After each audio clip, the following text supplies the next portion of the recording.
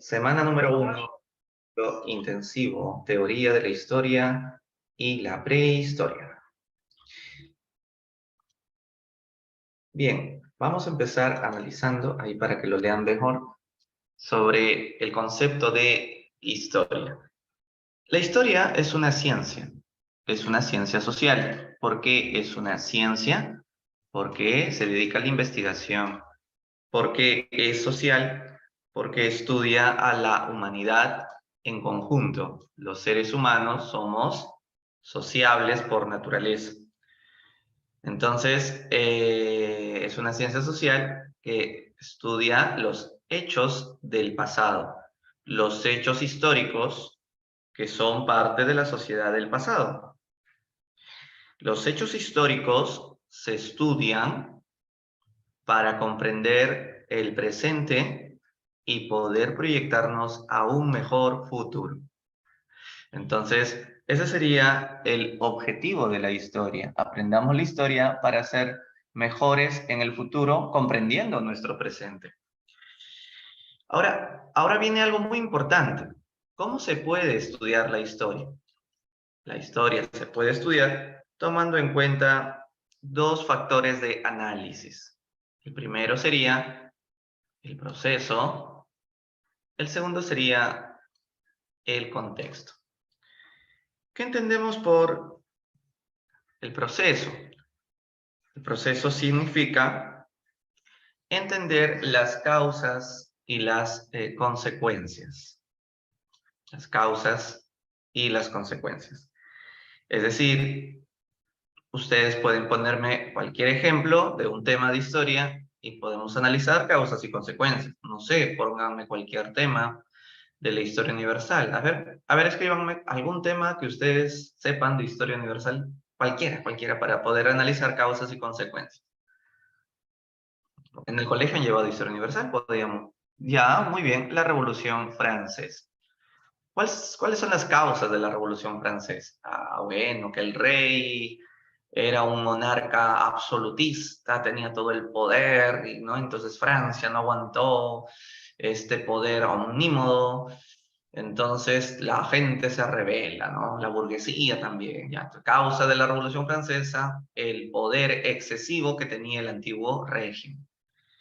¿Y cuál sería la consecuencia de la revolución? Pues la consecuencia sería que al acabar la Revolución Francesa, el mundo empezó a querer gobiernos liberales. El mundo quiso, bueno, algunos van a pedir que sigan los reyes, pero con un congreso, con una constitución, por ejemplo, ¿no? Buena, Roger. La de la Revolución Mexicana fue también el despotismo, la dictadura en este caso, de un presidente que había sido reelegido 7 veces, que se llamaba Porfirio Díaz. Claro que ahí solo estamos analizando la causa política, pero también hay causas económicas, retraso de la agricultura, sociales, desigualdad, pobreza, ¿no? Efectivamente, entonces para todo hecho histórico hay causas y consecuencias. Entonces, ¿cómo podemos analizar la historia? A través del proceso, causas y consecuencias. Pero además se puede hacer el análisis con el contexto. Usando el contexto, ¿qué quiere decir el contexto? Las condiciones. Condiciones se puede conocer para poder comprender ese hecho histórico, la condición espacial, tiempo y sociedad. Por ejemplo, ahí, ¿cuál sería un ejemplo importante? Eh, la separación del rey de Bizancio con el Papa, este, del rey o de los dos. Bueno, ahí sería la querellas iconoclastas, Antonio, si te estás refiriendo al cisma de Oriente, ¿no? Ahí sí. Diego me dice de la Revolución Cubana. Ya, de la Revolución Cubana era porque Estados Unidos había metido sus narizotas en todas las empresas de Cuba. Por eso es que Fidel Castro quería que se larguen los extranjeros para que los recursos solo sean del país, de la isla, ¿no? Así es, Antonio, el cisma de Oriente. Eso lo veremos en la Edad Media, ¿ok? Entonces, decíamos que el contexto son las condiciones espaciales, temporales y sociales. A ver, pensaré un ejemplo sobre el contexto. Am, bueno, en la Revolución Francesa, ya que habíamos visto eso, ¿no? ¿Cuál es la condición espacial para entender la Revolución Francesa? Bueno, ¿en qué espacio se da la Revolución Francesa? Pues en Francia, pues, ¿no? En Francia. Sería el espacio. Es como decir la guerra con Chile. ¿En qué espacio se da la guerra con Chile? Fue en Perú. La guerra fue en Perú, no en Chile, ¿no? Acá vinieron ellos y se pelearon aquí. La causa temporal, o la condición temporal. Bueno, la Revolución Francesa, ¿por qué fue en el siglo XVIII? O sea, ¿cuál es la condición justo en el tiempo? ¿Qué pasó en el siglo XVIII para que la Revolución Francesa estalle? Porque pudo haber estallado en otros siglos. ¿Por qué justo en ese siglo? Porque en ese siglo había surgido una corriente ideológica conocida como la Ilustración. Muy bien, Yandy, excelente. Por ejemplo, en la guerra con Chile, ¿por qué se dio en el siglo XIX? ¿Por qué no pudo haber habido una pelea con Chile siglos antes? ¿Qué ocurrió en el siglo XIX? ¿Cuál fue el contexto temporal? Es que en esa época se estaba viviendo la revolución industrial y dentro de ese contexto Europa necesitaba salitre y Perú y Bolivia tenían salitre, algo que Chile no los quiso quitar para vendérselo a Europa. Entonces, ese es el contexto, ¿no? El contexto social también, por ejemplo, cuando hablamos de qué clases sociales, cómo era la situación, si habían estamentos, si había niveles socioeconómicos, o sea, la sociedad era rica y pobre y qué había pasado con los de abajo para que no soporten y exploten. Entonces, esos son los contextos, ¿no? Ustedes seguramente se han preguntado, ¿por qué justo para el Bicentenario ganó Pedro Castillo? También se puede analizar por qué ganó Pedro Castillo. El contexto espacial, temporal y social, ¿cuál era? Bueno, el contexto espacial es que justamente ganó en un país muy desigual. Uno de los países más desiguales de América Latina es el Perú. Lo contradictorio es que hay menos pobreza, pero hay más desigualdad. O sea, estamos bien económicamente, hemos superado el PBI mejor que otros países gracias al modelo capitalista, pero el modelo capitalista solamente beneficia a unos pocos. Entonces, si bien es cierto que hay crecimiento económico, hay menos pobreza, pero se ha acrecentado la desigualdad. Y entonces eso lo podemos entender porque somos un país que nunca ha pensado en la solidaridad del prójimo. Somos un país que piensa mucho en uno mismo. Claro, no generalizo, pero desde las instituciones del Estado, desde el colegio, incluso desde la televisión, nos meten propaganda y nos bombardean con publicidad de que tenemos que esforzarnos por nuestra propia cuenta para progresar. Y no nos dicen qué podríamos hacer para ayudar a los demás, ¿no? Entonces, por ejemplo, es interesante cómo yo veo en los noticieros que dicen, tú tienes que progresar, tú tienes que trabajar, no tienes que hacer huelgas en las calles, tienes que salir adelante, ¿no? A propagandas universitarias que dicen, piensa solo en ti, tú puedes, tú eres el futuro, ¿no? Tú lo puedes conseguir. Claro, nos bombardean con ese individualismo de que tú tienes que preocuparte por ti mismo, no te importa el resto, ¿no? Y luego cuando hay fechas de Navidad, nos dicen, hay que ayudar al prójimo, que estas fechas sean para que los pobres ya no sean pobres. Es muy contradictorio ver cómo los mismos periodistas, primero defienden el individualismo y en Navidad defienden el colectivismo, ¿no? Por un ratito. Bueno, entonces ese es el contexto en el que gana Castillo, por lo que había una pandemia que justo nos cayó en un contexto de bicentenario y justo pues esto es lo que desnuda las carencias que tenía el Estado. Justamente la pandemia es la que demostró la insensibilidad de la empresa privada, ejemplo, las clínicas, que más que ayudar al prójimo, aprovecharon para subir los oxígenos, las camas UCI, entonces la gente si no tenía plata se moría en su casa, así de simple. En ese contexto es que la gente estaba tan harta de esta democracia que genera más desigualdad que la gente prefirió una opción de izquierda semi-radical, ¿no? Entonces, ese es el contexto que explica o que enseña el por qué ganó Castillo. ¿Y por qué salió Castillo? También, ese es otro, pero ese es otro tema que no quiero ahorita tocar, porque sería meterme mucho a hablar de la derecha y todo lo que buscaba. Bueno, continuando, vamos ahora a hablar de las fuentes de la historia. Pero antes de hablar de las fuentes, yo quisiera que ustedes entiendan algo muy importante. ¿Qué diferencia encuentran entre un profesor de historia y un historiador? ¿Es lo mismo? ¿Se dedican a lo mismo el profesor de historia y el historiador? Pues digo que no. ¿Cuál de los dos se encarga de investigar? ¿Cuál de los dos hace investigación?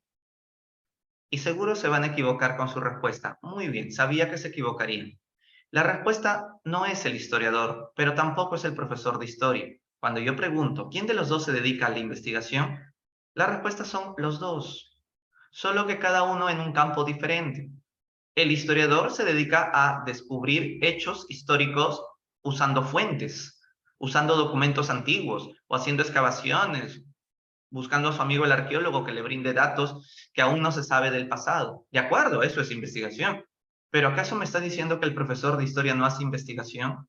Claro, el profesor de historia se dedica, si bien es cierto, el profesor de historia no publica libros como sí lo publican los historiadores, el profesor de historia tiene que tener una ciencia de la didáctica para que pueda llegar a los estudiantes, para poder meterles como un embudo en su cabecita vacía todos los datos y todas las explicaciones masticadas y bien entendibles. El profesor tiene que tener este tacto, digamos, psicológico para que los estudiantes puedan aprender. Un historiador enseñando en un colegio, bien difícil que pueda llegar a los alumnos, porque los historiadores, como están bien metidos en la investigación, solamente escriben sus libros para que sean entendidos por otros historiadores solamente.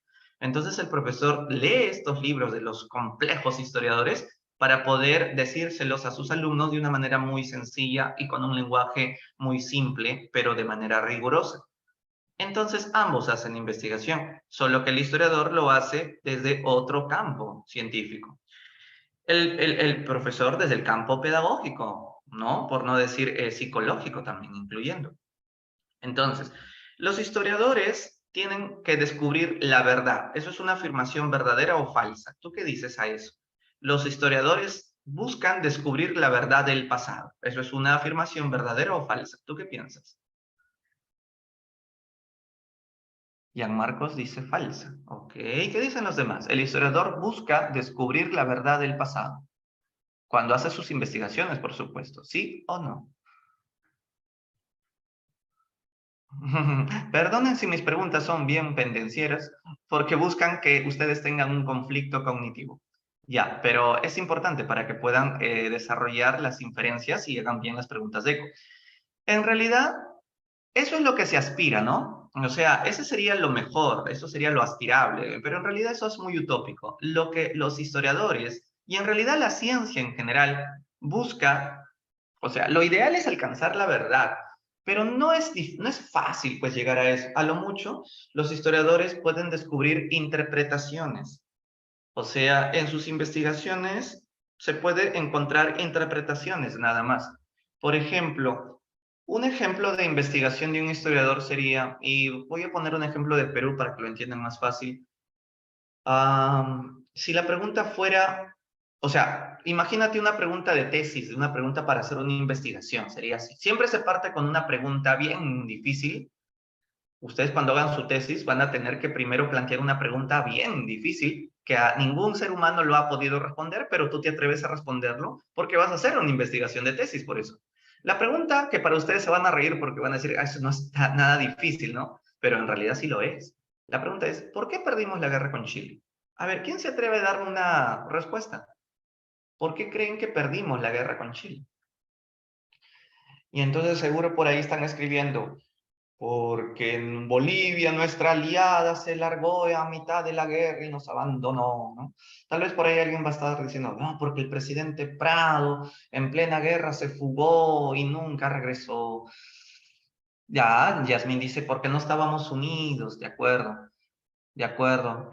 Otros dirán, porque Miguel Iglesias decidió firmar el Tratado de Ancón cuando con Cáceres estábamos ganando en la sierra, ¿no? No, Roger, no me gusta tu respuesta, Roger. No, Roger, es así no te va a venir en un examen, ¿no? San Marcos sería se humillaría con ese tipo de que perdimos porque sí. No estábamos preparados, la organización militar. porque gente egoísta. De acuerdo, de acuerdo. Lo que ustedes han escrito es una hipótesis o una verdad. ¿Tú qué piensas? Lo que ustedes han propuesto o han escrito es una verdad o una hipótesis. Es Una una hipótesis. hipótesis. Correcto, pero esa hipótesis, no sé si ustedes se habrán dado cuenta, no se les ha ocurrido ahorita a ustedes. Esa hipótesis, ustedes la han escuchado de algún curso, de algún profesor, de algún libro, de alguna clase, de algún documental. O se les ha ocurrido ahorita de manera mágica esa hipótesis. Ah, sí, pues lo han escuchado y lo están repitiendo. Por lo tanto, eso no es una hipótesis, eso se llama plagio. Lo siento, pero hay que estar preparados cuando hagan la tesis, cuidado. Entonces, si nosotros nos dedicamos a hacer una investigación, tendríamos que analizar las fuentes, ¿no? Claro, primero haces tu pregunta de investigación. Repito, ¿por qué perdimos la guerra con Chile? Chévere. Entonces luego planteas hipótesis. Entonces yo tengo 4 hipótesis, vamos a decir. Primera hipótesis, la que te dije, ¿no? Porque Bolivia nos abandonó, nuestra aliada. Segunda hipótesis, la guerra la perdimos porque el presidente Prado se fue a comprar armas a Europa y nunca volvió. Tercera hipótesis, alguien por ahí dijo, porque estábamos desunidos, ya. Cuarta hipótesis, porque Chile estaba mejor preparada militarmente. Ok. ¿Cómo podemos saber cuál de esas 4 hipótesis es la verdad? Entonces, para eso el historiador recurre a fuentes. Y cuando recurre, por ejemplo, a fuentes de la historia, las fuentes escritas son las más ricas en detalles. Te cuento de que un historiador estaba un día en los archivos históricos, estaba revisando documentos de la guerra con Chile, y descubrió una conversación que quedó ahí escrita, registrada entre el chileno, ¿cómo se llama? El chileno Patricio Lynch, que conversaba con un francés almirante que estuvo aquí en Lima, Abel du Petit-Thouars. Y entonces el francés, pues como era europeo, no sabía nada de acá y le pregunta al chileno, oye Chile, ¿me puedes explicar por qué los chilenos ganaron la guerra a los peruanos? Y entonces Lynch, el chileno, le dice, te voy a ahorita dar una explicación para que entiendas por qué Chile ganó la guerra. Acompáñame por favor al campamento donde están los heridos chilenos para hacerles una pregunta. Entonces llegan al campamento y le dicen, hola, soldado chileno, ¿me puede usted decir por qué peleó en esta guerra? Y el chileno que le responde, por Chile, mi general Lynch, por mi patria. Ya. Ahora vamos al campamento de los campesinos peruanos que también están recuperándose de sus heridas. Oye, indio, ¿tú por qué peleaste en tu guerra del Pacífico? Por defender a Cáceres, señor. Vamos a ver, ¿y tú, indio, por qué peleaste? Por Piero la Papi. ¿Y tú por quién peleaste? Por defender a Miguel Iglesias. Entonces Lynch voltea y le dice al almirante francés Petit-Thouars, creo que esto le da más luces para que entienda por qué Chile ganó la guerra. Chile estaba más unido, peleó por su patria. Los peruanos peleaban por su patrón, por su hacendado, por su terrateniente. No tenían el concepto de patriotismo los peruanos. Entonces, eso ya te dice mucho. Que la hipótesis que tú habías planteado, ahora sí la puedes sustentar en un documento. O sea, este es el documento que prueba que esa hipótesis que tú habías planteado la puedes validar. Eso es investigación. El detalle está en que eso que tú estás planteando de que la guerra con Chile la perdimos porque no estábamos unidos está muy bien, pero eso es una verdad provisional, porque en el futuro puede venir otro historiador que se pone a investigar otro tipo de documentos y descubre una información nueva que nadie había descubierto y lo interpreta de otra manera. En otras palabras, la investigación consiste en darle una interpretación. ¿Qué cosa es una interpretación? Una verdad provisional, que no es absoluta, es una verdad provisional hasta que luego venga otro investigador y plantee otra nueva verdad que finalmente puede tener más sustento científico que la verdad anterior. Así es que no te extrañes que en el futuro se diga que la guerra con Chile no la perdimos por la falta de unidad, porque puede que en el futuro se descubra otro tipo de documentos que nos den nuevas luces del por qué perdimos. ¿Ok? Bien. Ahora, las fuentes materiales, ¿para qué nos ayudan? Nos ayudan para conocer datos de sociedades con o sin escritura. Solo díganme, con o sin escritura. Las fuentes materiales, cerámicas, huesos, fósiles, herramientas, nos permiten conocer cómo era la vida de las sociedades con o sin escritura. ¿Muy difícil? Díganme. La información que nos brinda un hueso, una cerámica, un tejido, nos dan datos o luces de cómo era la vida de las sociedades que, como ves aquí, tenían o no tenían escritura. No tenían.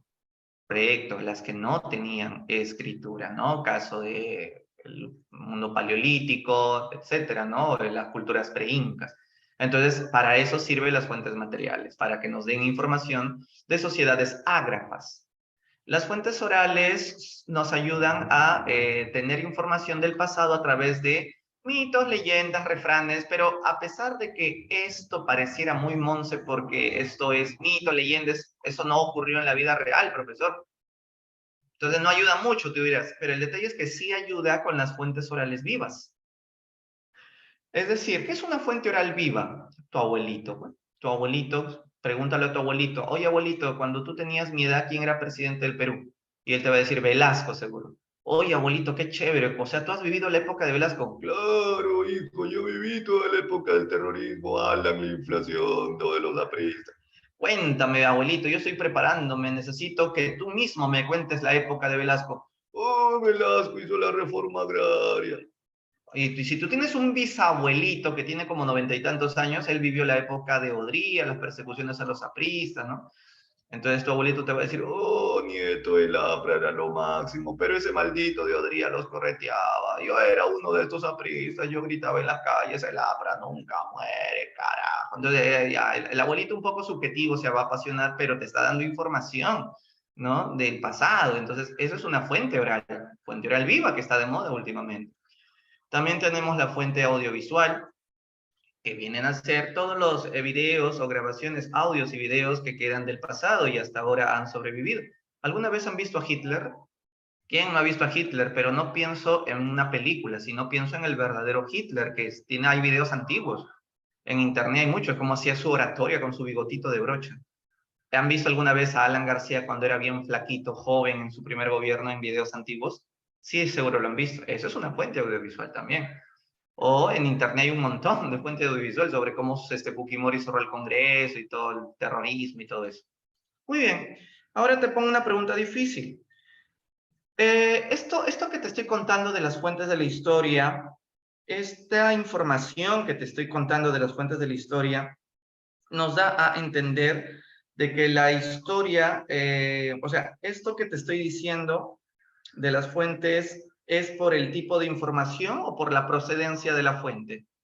O sea, lo que te estoy contando aquí significa que estas fuentes son clasificadas por el tipo de información o por la procedencia. Buena pregunta, Fernanda. Ahorita respondo, pero primero respóndanme ustedes. Este tipo de fuente se clasifica por el tipo de información, o sea, son válidas por el tipo de información que nos están brindando o son válidas por la procedencia de la fuente. Acuérdate que estamos en una academia y este es nivel San Marcos, así es que tenemos que saber estos detalles, ¿no? Vamos a hacer una hora de teoría y una hora de prehistoria. Y ya, la respuesta es por el tipo de información. Claro, o sea, ¿qué tipo de información nos da este documento sobre los soldados que dicen que pelearon por Chile? ¿Qué tipo de información te da un hueso? Te dice que murió esa momia. ¿Qué tipo de información te da esta fuente oral? No, mi abuelo era prista y por eso me cuenta in situ lo que vivió, etcétera. Entonces, es el tipo de información. Ahora, si hablamos por la procedencia, ahí hay que clasificarla en dos tipos. Fuentes primarias y fuentes secundarias. A ver, la fuente primaria, también conocida como fuente directa, y la secundaria, conocida como fuente indirecta. La fuente primaria, conocida como directa, también conocida como inédita, y la fuente secundaria, conocida como indirecta, y también conocida como édita. Édita. A ver, les voy a tener que poner un ejemplo necesario para que entiendan esto. Cuando hablamos de fuente primaria, directa o inédita, que es lo mismo, se refiere a que la fuente es la más antigua. Es la más antigua. Ejemplo, un pergamino que yo descubra de la Biblia. Oh, eso es un pergamino del Antiguo Testamento, ¿no? O sea, uno de los pergaminos de la época, ¿no? O para ponértelo más sencillo en Perú, cuando yo voy a los archivos donde están los documentos de la historia, me encuentro una carta de Túpac Amaru. Ah, bacán. Y lo que te estoy contando es cierto. Cuando yo soy sanmarquino historiador y cuando me mandaban a los archivos, yo me encontré un documento de Túpac Amaru, ¿ya? Escrito, ¿ah? Y obviamente que era del siglo XVIII, era un pergamino todo viejo, todo guiado, porque es muy antiguo, tiene 300 años. Entonces, ahí firmaba Túpac Amaru, ¿no? Plena rebelión, había escrito una carta a sus oficiales, ¿no? Y entonces yo me emocioné, ¡hala, qué bacán! Me encontré un documento tocado por Túpac Amaru. Yo toqué, incluso estaba manchado, los dedos de Túpac Amaru han quedado ahí en su mano, estaba con mucho sudor cuando escribió eso. Y wow, entonces yo me sentí que estoy tocando lo que tocó la mano de Túpac Amaru. Ya, entonces yo me acuerdo que fui a la universidad, mi profesor que me dejó la tarea, dije, profe, miren lo que encontré en los libros que usted me mandó a investigar. Y entonces me dice, ah, qué interesante, me dice. Dame el documento, me dice. Pero yo lo he pedido, yo lo tengo que devolver más tarde. No, que yo me conocen en el archivo, yo soy el doctor allá y yo lo voy a devolver. Yo confío en mi profesor, yo era cachimbo. ¿Sabe lo que hizo el profesor con mi documento? Publicó un libro y lo vendió en librería Crisol. Y el libro se titulaba Los verdaderos secretos de la rebelión de Túpac Amaru. Ya te imaginarás cómo me sentí. Entonces, al margen de lo que sufrí en mi vida cachimbera, porque me la hicieron, así como a todos ustedes también se la van a hacer, por eso se llaman cachimbos cuando ingresan. Al margen de eso, la carta que yo había encontrado, de Túpac Amaru sería fuente primaria o secundaria. Solo dime, ¿es la 1 o la 2? Por la procedencia, ¿no? La carta sería la fuente primaria, porque es de primera mano. Directa, porque directamente llegó a mí la información cruda, la materia prima de la carta. Y es inédita porque no la terminan publicando en libros en ese momento. Esa es la fuente primaria. Pero cuando mi profesor agarró este documento y lo convirtió en un libro, o sea, publicó un libro y usó ese documento como base para poder hacer su análisis de lo que interpreta, entonces se convierte en fuente secundaria o indirecta o edita, porque la editó con una editorial. Entonces, esa es la diferencia que tienes que saber por el tema de la procedencia. Ya, ahora sí respondo lo que me habían preguntado. Primero el tema de si las fuentes pueden ser verdaderas o falsas, ¿no? Claro que sí pueden ser falsas, claro. El mismo Garcilaso de la Vega, ya que Roger me escribe sobre los comentarios, la información que brinda Garcilaso en su libro es totalmente falso. En serio, Garcilaso de la Vega dice que los incas eran lo máximo, que era una sociedad perfecta, y no fue así. En la época de los incas habían sacrificios humanos. En la época de los incas, si bien no había pobreza, pero ya Garcilaso los pintó como demasiados perfectos a los incas. No eran tan santitos tampoco los incas, sobre todo en las guerras. Y entonces, cuando tú leas a Garcilaso, tú no vas a estar creyéndote que, no, pues Garcilaso dice que los incas no mataban, no hacían sacrificios humanos. Claro que sí lo hacían, la momia Juanita, son evidencias arqueológicas de que sí hubo. Entonces, ahí el historiador tiene que tener mucho tino para saber hasta dónde el cronista, en este caso Garcilaso, está contando la verdad y hasta dónde está siendo subjetivo o apasionado. Claro, Garcilaso era apasionado porque como era mestizo y encima era inca, quería defender al Tahuantín suyo, diciendo que los incas eran casi perfectos. Entonces, efectivamente, para eso se usan varias técnicas, como la heurística y la hermenéutica. Sobre eso no voy a profundizar porque eso no creo que te pregunten, pero eso es para historiadores. Por otro lado, me preguntabas, ¿los comentarios reales son fuentes primarias? Buena pregunta, ¿no? Porque Garcilaso usó, ¿a qué fuentes usó Garcilaso para poder escribir su versión de los incas? Pues Garcilaso usó cronistas. ¿Quiénes son los cronistas? Los cronistas son los soldados que vinieron con Pizarro, que mataban a los incas en las guerras, pero luego en la noche se ponían a escribir todo lo que habían matado, todo lo que habían escuchado de la historia de los incas que les habían contado, con sus dioses, el nombre de Atahualpa y todo lo demás, ¿no? Entonces, estos soldados eran cronistas. Entonces, Garcilaso, que si bien no fue un asesino de indios, sí escribió la historia de los incas, pero eh, lo escribió de manera subjetiva, ¿no? Entonces, los comentarios reales de Garcilaso de la Vega, él usó a Blas Valera, otro cronista. Entonces sería, respondiéndote Roger, es una fuente secundaria en realidad. Secundaria. ¿Por qué? Porque Garcilaso usó cronistas para obtener información. El tema de Garcilaso es difícil de analizarlo porque Garcilaso es el primer plagero de la historia porque se plagió todita la crónica de Blas Valera. Solamente que como es interesante en la historia, no decimos eso y le echamos la culpa a César Acuña y a Castillo nada más, que son los primeros que plagiaron tesis. Pero no es así. En la historia han habido varios que han hecho esto, ¿no? Entre ellos Garcilaso. Bien, entonces sí, Garcilaso usó a cronistas anteriores.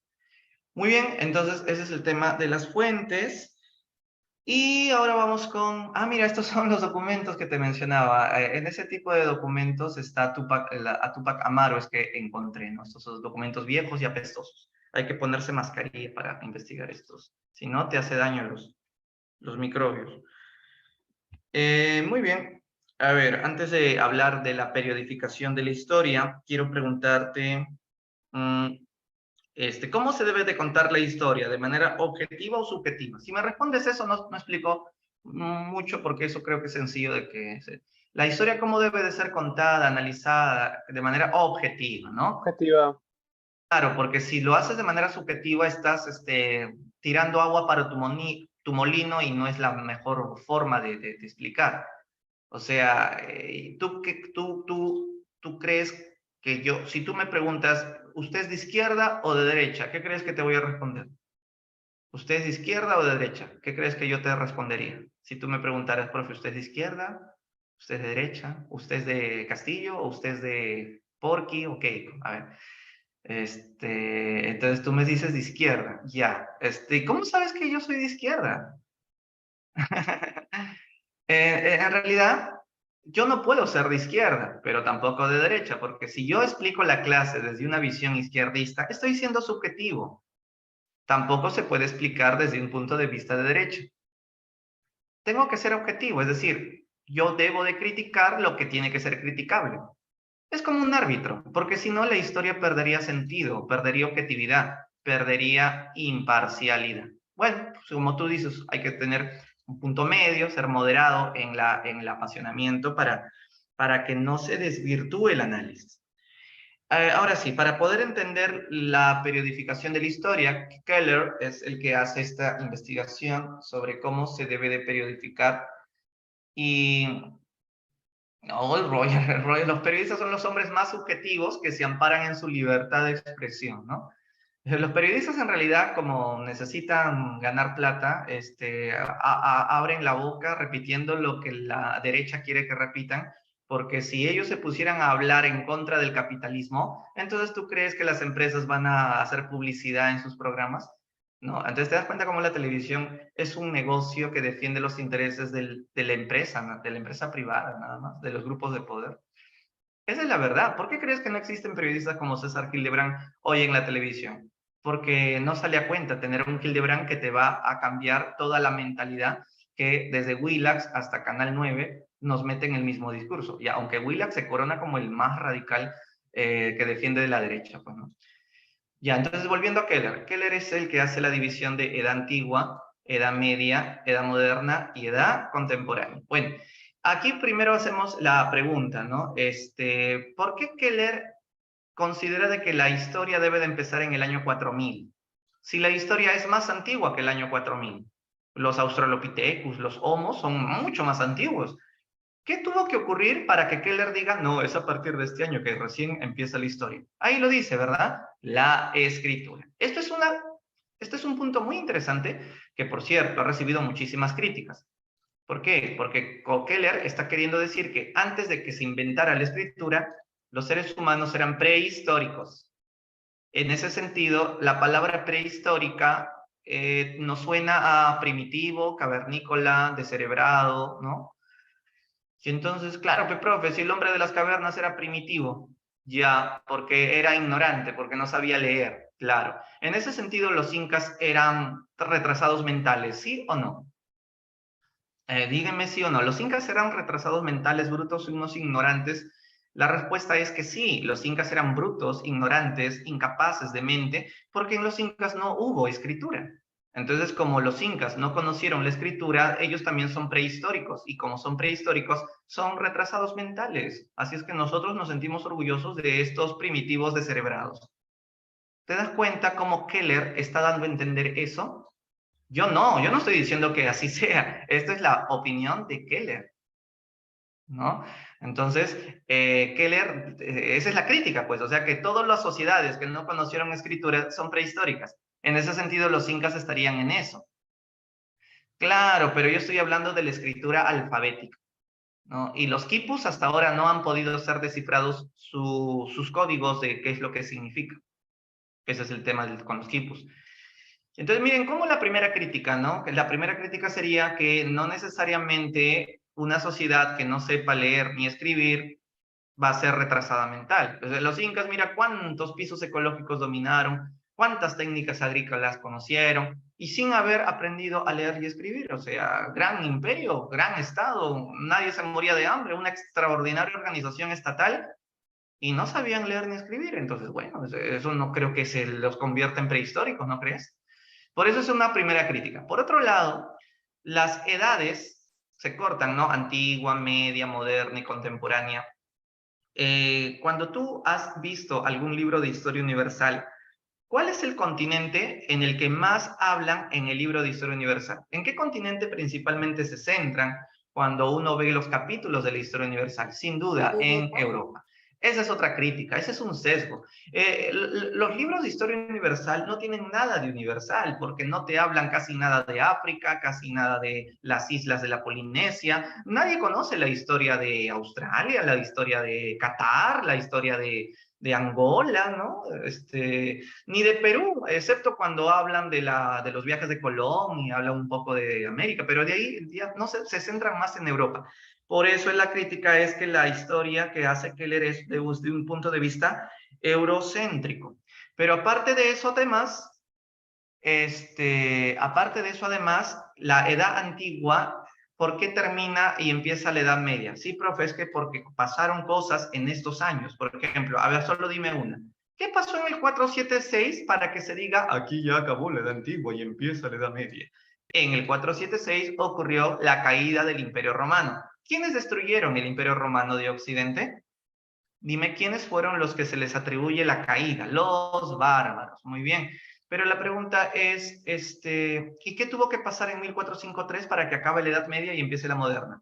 En este año tomaron el puerto de Constantinopla los turcos y por eso Colón tuvo que buscar nuevas rutas a Oriente y entonces descubre América y entonces por eso ya es moderno, porque conocieron el oro y entonces Europa deja de tener señores feudales y se vuelve más mercantilista, por eso es una época moderna, como dicen, ¿no? Está bien, esa es la forma interesante que Keller quiso para que los alumnos entiendan mejor la división de la historia universal. Pero, ¿qué curiosidad ves aquí? La división que hace es muy brusca. O sea, Keller está dando a entender de que en el 476 te acostaste de la edad antigua y amaneciste medieval. Y en 1453 te acostaste medieval y amaneciste moderno. O sea, es tan radical los cambios. O sea, tú te acuestas paleolítico y amaneces neolítico. No, no es así. O sea, esta es una forma muy sesgada de partir la historia a través de años radicalmente. Claro, para eso se necesita hablar de un acontecimiento muy importante. O sea, este año es importante porque pasaron acontecimientos tan trascendentales que cambiaron toda la estructura de la sociedad. Y eso está bien, entenderlo así. Pero es una crítica también porque se basa en la cronología para hacer el cambio de manera tan radical por un hecho histórico bastante impactante, por así decirlo, ¿no? Claro, es la transición que se da. Pero da a entender como que si esto hubiese sido demasiado brusco, ¿no? Te acostaste de una manera y amaneciste de otra manera. No es así, o sea, quedó mucho de medievalismo todavía en la época moderna, ¿no? Así como en la Edad Media todavía quedó mucho de romano, por ejemplo, ¿no? Entonces, aquí vamos a entender dos conceptos extras. ¿Qué diferencia hay entre estructura y coyuntura? A ver, vamos a analizar ahora esos dos nuevos conceptos usando esta misma línea de tiempo. A ver, solo dime, ¿cuál de las dos tiene más duración o es de más larga duración? ¿La estructura o la coyuntura? ¿Qué te dice tu sexto sentido? La que tiene más larga duración es correcto, la estructura. En ese sentido, la edad antigua sería una estructura. La edad media sería otra estructura. Mira, duró 1000 años la edad media. Pero para que la edad antigua muera y empiece la edad media, tuvo que ocurrir un hecho trascendental, como lo que estamos viendo en el 476. Ese hecho trascendental, que fue de un año o unos meses, es una coyuntura. Esta coyuntura dura poco tiempo, pero es tan trascendental lo que ocurrió en esa coyuntura que destrozó las columnas de la antigua estructura y da inicio a la formación de una nueva estructura. En este caso sería la Edad Media. O sea, chao a la Edad Antigua, empieza la Edad Media. Chao a la estructura antigua y gracias a esta coyuntura se ponen las bases de la nueva estructura, la Edad Media. No sé si me estoy dejando entender, díganme, o si no les pongo un ejemplo. O sea, la coyuntura dura poco, pero a pesar que dura poco, es tan trascendental que puede matar una estructura y puede dar las bases de una nueva estructura. A ver, te pongo un ejemplo muy cotidiano. La pandemia del coronavirus. ¿Cómo tú lo analizas? ¿Como estructura o como coyuntura? Facilito. La pandemia, ¿lo ven Coyuntura. ustedes como? Claro, como coyuntura. En ese sentido, lo podemos analizar con un antes y un después. Antes de la pandemia, ¿te acuerdas cómo era tu vida? ¿Cómo era la estructura de tu forma de estudiar? Presencial. Vivíamos en una presencialidad. Parecía que toda nuestra vida iba a ser clases presencial. Era la estructura de la presencialidad. Aparece la coyuntura de la pandemia y ahora, si bien la presencialidad ha vuelto, la virtualidad se quedó. Se quedó. Entonces, estamos entrando a una nueva estructura de la virtualidad. Así es que no te sorprendas de que tú ingreses de manera virtual. Y yo te voy a ayudar a ingresar sin haberte conocido nunca, porque nunca ponemos nuestras cámaras. Somos así de raros. Y entonces cuando estés en la universidad, muchos cursos los vas a llevar virtual. Entonces, vas a graduarte incluso de manera virtual. Las tesis se están presentando de manera virtual. Hasta te puedes enamorar de manera virtual. O sea, es una nueva estructura que estamos viviendo gracias a la pandemia. Ha habido una estructura que se está muriendo la presencialidad y entra una nueva, ¿no? Entonces, ese es un poco para que entiendan lo cotidiano. Ya, entonces, para terminar esto y entrar a la prehistoria, quiero volver un poco al tema del eurocentrismo, porque es importante decir que, de que el criterio eurocéntrico, que lo hizo Keller, es una forma arbitraria, ¿no?, de dividir la historia. O sea, ya te dije, la escritura no es un impedimento para decir que esto no fue civilización. Entonces, llamar historia universal es una falsedad este curso, porque no tiene nada de universal, se centra en Europa. Ahora, la pregunta es, ¿por qué decidió elegir Europa? O sea, ¿por qué Europa y no otro continente?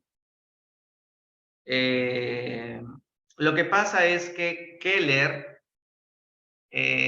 cuando hace su periodificación, esto va a ser reforzado en el siglo XIX. O sea, ¿qué cosa pasó en el siglo XIX para que finalmente se refuerce el eurocentrismo cuando se divide la historia?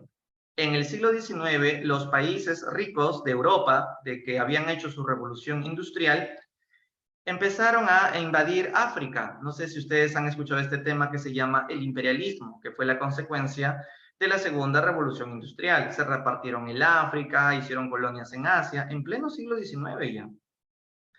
bajo el pretexto de que como el hombre europeo es blanco, es más inteligente, porque claro, como ha hecho inventos de la revolución industrial, es una demostración de que el blanco es más inteligente que el negro. ¿Ustedes están de acuerdo con eso? ¿Los blancos son más inteligentes que los negros?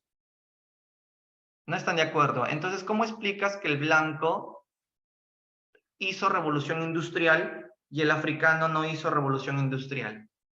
¿Cómo explicas que Europa ha desarrollado más que África? ¿No es acaso una forma de argumentar que esa es la prueba de que los blancos terminan siendo más inteligentes, más capaces, con más talento que el hombre no blanco? Sí, te estás quedando pensando porque seguro en el fondo dices, en parte sí, profesor, ¿no?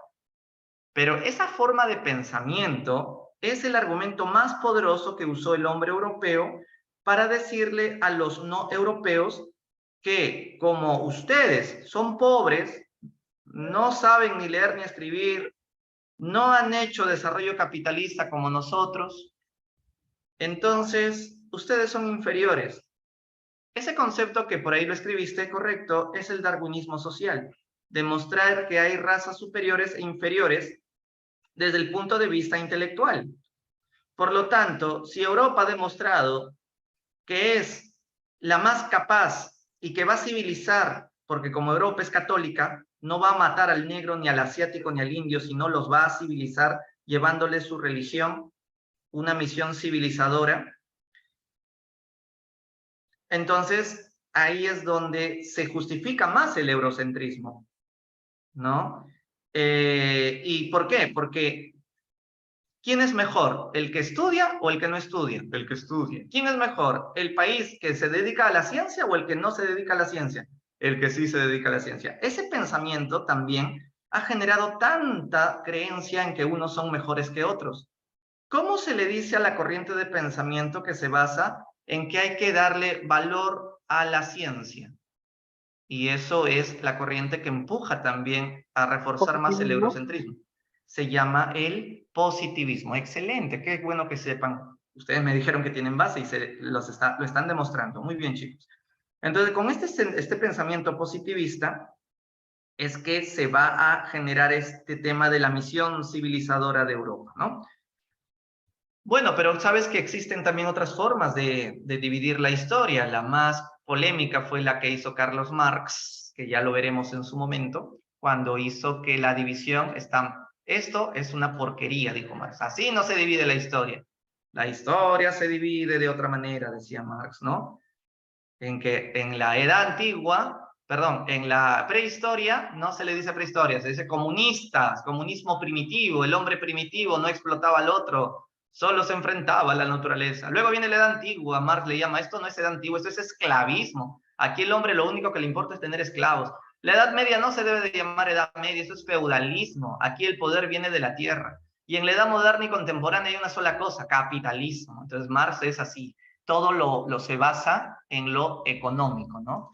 En lo económico y en la lucha de clases. Esa es la versión marxista. Bueno, muchachos, dicho esto, dejamos acá y entramos a el tema de la evolución, el origen del hombre. Muy bien, hay cosas que por el tiempo ya no te estoy haciendo el análisis, yo te pido que como este ciclo es de tan solo 11 semanas, tú tienes por tu cuenta que investigar un poco como tarea aparte, así que yo te pido que investigues, y si quieres apúntalo para que no te olvides, investiga las ciencias auxiliares de la historia, eso es más memorístico, datero, y también investiga un poco la historia de Heródoto como el padre de la historia, ¿no? El papel de Heródoto. Si hay tiempo, te explico un poco eso cuando hagamos las preguntas más tardecito, pero no quiero traicionarme con mi tiempo, así es que arranco ahora con el origen del hombre, ¿ok? Bueno, este es un tema revolucionario, ¿no? ¿Por qué? Porque vamos a ver a continuación quién fue el primero de nosotros, ¿no? Así es, Roger, esos son los libros de Heródoto. ¿Quién fue el primero de nosotros y cómo surgió? Bueno, Darwin, el que vemos aquí, propone la teoría de que los seres humanos han evolucionado o bueno, han cambiado producto de constantes adaptaciones a los cambios de clima. Ese proceso de cambio y adaptaciones constantes en el cual un simio se volvió en humano tiene un nombre. Ese proceso se le conoce como proceso de hominización. ¿Qué cosa es la hominización? Acá está, pues. Es el proceso de cambios. ¿Qué tipo de cambios? Tanto físicos o biológicos como psíquicos, o sea, mentales, racionales, ¿no? Que dieron origen al hombre moderno. ¿Por qué moderno? Porque el hombre actual es un sapiens, pero antes habíamos sido Homo habilis, Homo erectus, etc. Entonces, ¿qué tipo de cambios hubo físicamente? Nos volvimos bípedos, usamos el pulgar para tirar piedras con fuerza, nos creció la cabeza, entre otros. Cambios psíquicos, usamos la racionalidad, el lenguaje articulado, o sea, el hecho de que ya tenemos imaginación y hasta pudimos hacer pinturas rupestres, ¿no? Y el lenguaje que permite una comunicación más fluida. Consecuencia de esas transformaciones fue el sapiens. Aquí lo que tenemos que aprender además es esta palabra clave, adaptación, porque si no te adaptas, te extingues. La naturaleza te toma un examen y te dice, escúchame, humano simio, te voy a mandar muchas eras de hielo. No seas malo, pe naturaleza, recién estoy evolucionando. No, te voy a tomar un examen más difícil que San Marcos. Te voy a lanzar una era de hielo. Si tú logras adaptarte a las heladas, te voy a dar un premio. ¿Cuál es mi premio? Vas a seguir vivo. Y si no me adapto, te voy a matar. Te vas a extinguir. Así es que es la selección natural. La naturaleza te selecciona por tu capacidad de adaptarte, ¿no? Por ejemplo, ¿ustedes se adaptaron a la cuarentena cuando empezó la pandemia? ¿O no se adaptaban? O sea, bruscamente dejar la presencialidad y entrar a la virtualidad, no se adaptaban. Se estresaban, ¿no? Todo el día sentado en su casa. Pero con el tiempo te adaptaste, claro, muchos se deprimieron, les daba ansiedad, algunos. El lado más extremo es que te suicides. Entonces, si la pandemia te deprime tanto, no aguantas la virtualidad y te haces la de Alan, entonces la naturaleza te quiso extinguir porque no te adaptaste. Pero si te adaptaste, al final tuviste que bancártela y sobreviviste. Por eso ustedes somos sobrevivientes de la pandemia porque logramos adaptarnos. No sé si escucharon la noticia, mucha gente se suicidaba. En la pandemia mucha gente se suicidaba. Esa gente no debió de haber seguido viva porque la naturaleza le dijo, tú has jalado en el examen. ¿No te adaptas? Mátate. No, no mereces vivir. Entonces, así de inteligente es la selección natural, dice Darwin. Entonces, los que se adaptan se quedan. Los que no se adaptan, la naturaleza los va a ir eliminando porque no hacen transformaciones. Para adaptarnos mejor hay que ir cambiando físicamente para irnos adaptando. Nosotros somos consecuencia de ese conjunto de adaptaciones. Por ejemplo, ¿alguna vez han visto una araña? Obviamente que han visto una araña. ¿Por qué te hablo de estos animales? Cuando Darwin visitó las Islas Galápagos, encontró este pajarito llamado pinzón. Y encontró que había hasta 13 tipos de pinzones. Es la misma especie, pero cada uno tiene picos diferentes. ¿Por qué unos tienen lo más grueso y el otro lo tiene más chiquito? El que tenía el pico más grueso era porque tenía que comer animales grandes. No habían animales más pequeños. Tuvo que adaptarse y por eso fue naciendo con pico grande. Claro, cuando van naciendo con pico más grande y eso se llaman mutaciones genéticas, ¿no? Y son mutaciones genéticas necesarias para poder tener pico grueso y poder comer los animales grandes. En cambio, los que vivían en la isla donde los animales eran chiquitos, su piquito se mantuvo pequeñito. Entonces, de acuerdo al ambiente donde debes de adaptarte, vas cambiando físicamente. Por ejemplo, ¿por qué a nosotros se nos cayó el pelo si antes el simio tenía pelo? Porque, ¿en qué nos benefició que se nos caiga el pelo? Porque nadie nace con pelo así tipo perro, tipo mono, ¿no? Es porque teníamos que adaptarnos a estar constantemente trasladándonos por todos los continentes y necesitábamos regular la temperatura. Por eso empezamos a nacer sin pelo y eso fue positivo porque gracias a que nacemos calatos podemos sudar y podemos hacer caminatas enormes y soportar el calor también cuando ya se acabó la era de hielo. Entonces, ¿por qué te hablaba de las arañitas, no? Porque en tu casa hay arañas pequeñas. ¿Por qué pequeñas? Porque comen polillas, mosquitos. En cambio, si tú te vas a la selva, no sé, de otros lados, en Amazonas nomás encuentras unas arañas del tamaño de un cangrejo, del tamaño de, no sé, de un plato, o sea, ¿por qué? Porque ahí cazan murciélagos, cazan pajaritos, tienen que hacer telas de araña más grandes y enormes, entonces, de acuerdo al hábitat donde vives, van cambiando, pero son los mismos tipos de arañas, solo que cambian físicamente. Entonces, eso también pasó con los humanos. Los simios cambiaron, entonces se les va cayendo el pelo, se volvió erecto, erguido, ¿no? Y entonces así es la tesis de Darwin. La tesis de Darwin se resume en las siguientes ideas. Uno, el hombre se origina en África, dice Darwin. Dos, que los hombres se parecen a los monos. ¿Ya? O tres, que la inteligencia del hombre es porque le creció la cabeza. Y cuatro, lo que te dije, en la naturaleza siempre triunfan los que se logren adaptar. Porque la naturaleza aplica la selección natural.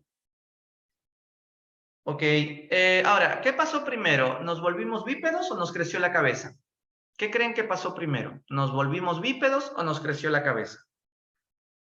Lo primero que disparó nuestros cambios fue, correcto, primero nos volvimos bípedos. Pero para entender la bipedia, primero analicemos desde acá. Ahora, ¿desde qué momento te va a venir en el examen? Principalmente desde los homos. Por eso, esto te lo voy a explicar muy resumidamente. Los primates son mamíferos. Algunos tipos de mamíferos primates se volvieron en formas de simios, o sea, en formas de antropoides, tipo humanos y simios. Estos se volvieron platarrinos, catarrinos, que son los monos que hay en América y en Europa. Los monos comunes y corrientes con colita y todo. Y luego salió otra rama donde están los hominoides. Aquí está lo interesante. De los hominoides salió una nueva, dos ramas de evolución. Homínidos y póngidos. Nosotros venimos de los homínidos. Los póngidos serían, ¿cómo se llama este amigo? ¿Cómo se llama este? ¿O me vas a decir mono? No, pues tiene su nombre. Se llama el orangután. El orangután. Ya. Nosotros no venimos del orangután. ¿Ya? Nosotros venimos de los homínidos. Los homínidos se volvieron homíninos y gorolinos. La palabra homínino es una palabra científicamente actualizada, pero en los libros de la Presa San Marcos sigue siendo usada como homínido. ¿Ya? Homínino es la misma vaina. ¿Ya? Es simplemente, homínino es el nombre científico actualizado. Y el otro es los gorolinos, ¿no? ¿Nosotros venimos de los gorolinos? No, pues, ¿quiénes son estos? Gorila y chimpancé. No, pues nosotros no venimos de ellos, venimos de los homínidos, ¿no? Y los homínidos, o homíninos como quieras, se dividen en homos y australopithecus. Bueno, ahora sí te la dejo para ti fácil. ¿De cuál de los dos venimos nosotros? ¿Homos o australopithecus? Nosotros venimos de los homos, correcto. Ahora, ¿qué tienen en común los homos con los australopithecus? Lo que tienen en común es que ambos ya eran ¿qué? Bípedos. Ambos eran bípedos. Esto es lo que tienen en común. O sea, los homínidos se caracterizan porque ya eran bípedos. Pero a pesar que eran bípedos, el hombre solo deriva del homo. ¿Qué pasó con los australopithecus? Se extinguieron. ¿Por qué? Porque solo comían vegetales, no comían carne como los homos. La bipedia surgió en África, en una zona de sabana. ¿En qué parte de África? ¿En África Occidental o África Oriental? Occidental, oriental. ¿En qué parte de África crees surgió la bipedia? Surgió en el África Oriental, correcto. Si ves esta falla, esta línea roja, es la llamada falla del Rift, que es esta falla que evitaba que vayas de una África a la otra África. Es una falla geológica, como decir un terremoto que partió al África en dos. El chiste es que en el África Oriental se secaron los árboles porque dejó de llover, a diferencia de aquí, en Occidente, donde sí se mantuvo el bosque. Es en la parte de la sabana, o sea, donde no habían árboles, que la desesperación por levantarse para ver si el león está cerca, porque claro, cuando antes había bosque, podías quedarte en la copa del árbol y no te pasa nada, pero como ahora con la justa sobrevivió este arbolito nomás, hay que levantarse por un tema de seguridad y poder correr rápido. ¿Por qué otra razón se explica la bipedia? Aparte que por un tema de tener mayor altura, mayor ángulo visual para estar alerta si el león está cerca. Otra razón es para que el aire te refrigere más el cuerpo, porque imagínate caminando de manera cuadrúpeda, el enorme sol de África te revienta la espalda y ni siquiera te refrigeras por acá porque el aire no entra por acá. En cambio, si te levantas, el aire va por acá, por acá, por acá. Entonces, por la espalda y por la barriga te va refrigerando. Además, la cabeza genera una sombra, ¿no? Por eso es que en la cabeza tenemos pelo para que sea un amortiguador del enorme calor. La bipedia también se explica por un tema de exhibición fálica, o sea, el macho se levanta para enseñar su pene a la hembra y atraerla sexualmente. Eso es una teoría muy obvia, ¿no? Porque si no atrae sexualmente a la hembra, ¿qué le hubiese pasado a nuestra especie? Se hubiese extinguido. Entonces, si no hay sexo, nos extinguiríamos como especie. Por eso es que la hembra veía a todos los machos que se levantaban, bueno, comparaba y elegía. Y así es la lucha por la supervivencia, ¿no? Ven los animales, el lobo marino es el que hace el coqueteo, el pavo real macho es el que tiene las plumas más coloridas y esa es la que hace el baile para coquetear a la hembra, que es una pavita fea porque sus plumitas son simples. Entonces, en este caso es el macho el que se levanta para que la hembra pues lo elija, ¿no? Y entonces esa también sería una explicación de la bipedia por un tema de atracción fálica. Bien, entonces ahora los australopithecus. Repito, tanto Australopithecus como Homos eran bípedos, pero los Australopithecus, como no comían carne, entonces su cerebro no creció y se extinguieron. Estas son las huellas de la bipedia de los Australopithecus, las huellas de la Etoli, que es un Australopithecus de la época, pero el más conocido Australopithecus es el Afarensis, que es también conocido como la mujer de Lucy, que es esta, parece una mona, ¿no? Pero se le llama Lucy porque estaban escuchando una canción del grupo Los Beatles, le llamado Lucy, por eso el paleontólogo le puso ese nombre. Entonces, las pisadas de la Etoli y Lucy, ambos son Australopithecus afarensis, y sus pisadas quedaron grabadas, pues, ¿no? Hay otros Australopithecus, pero bueno, este es el más conocido, ¿no? Y no hay que profundizar en ellos mucho porque de ahí nosotros no venimos. Nosotros venimos de la otra rama, que son los homos.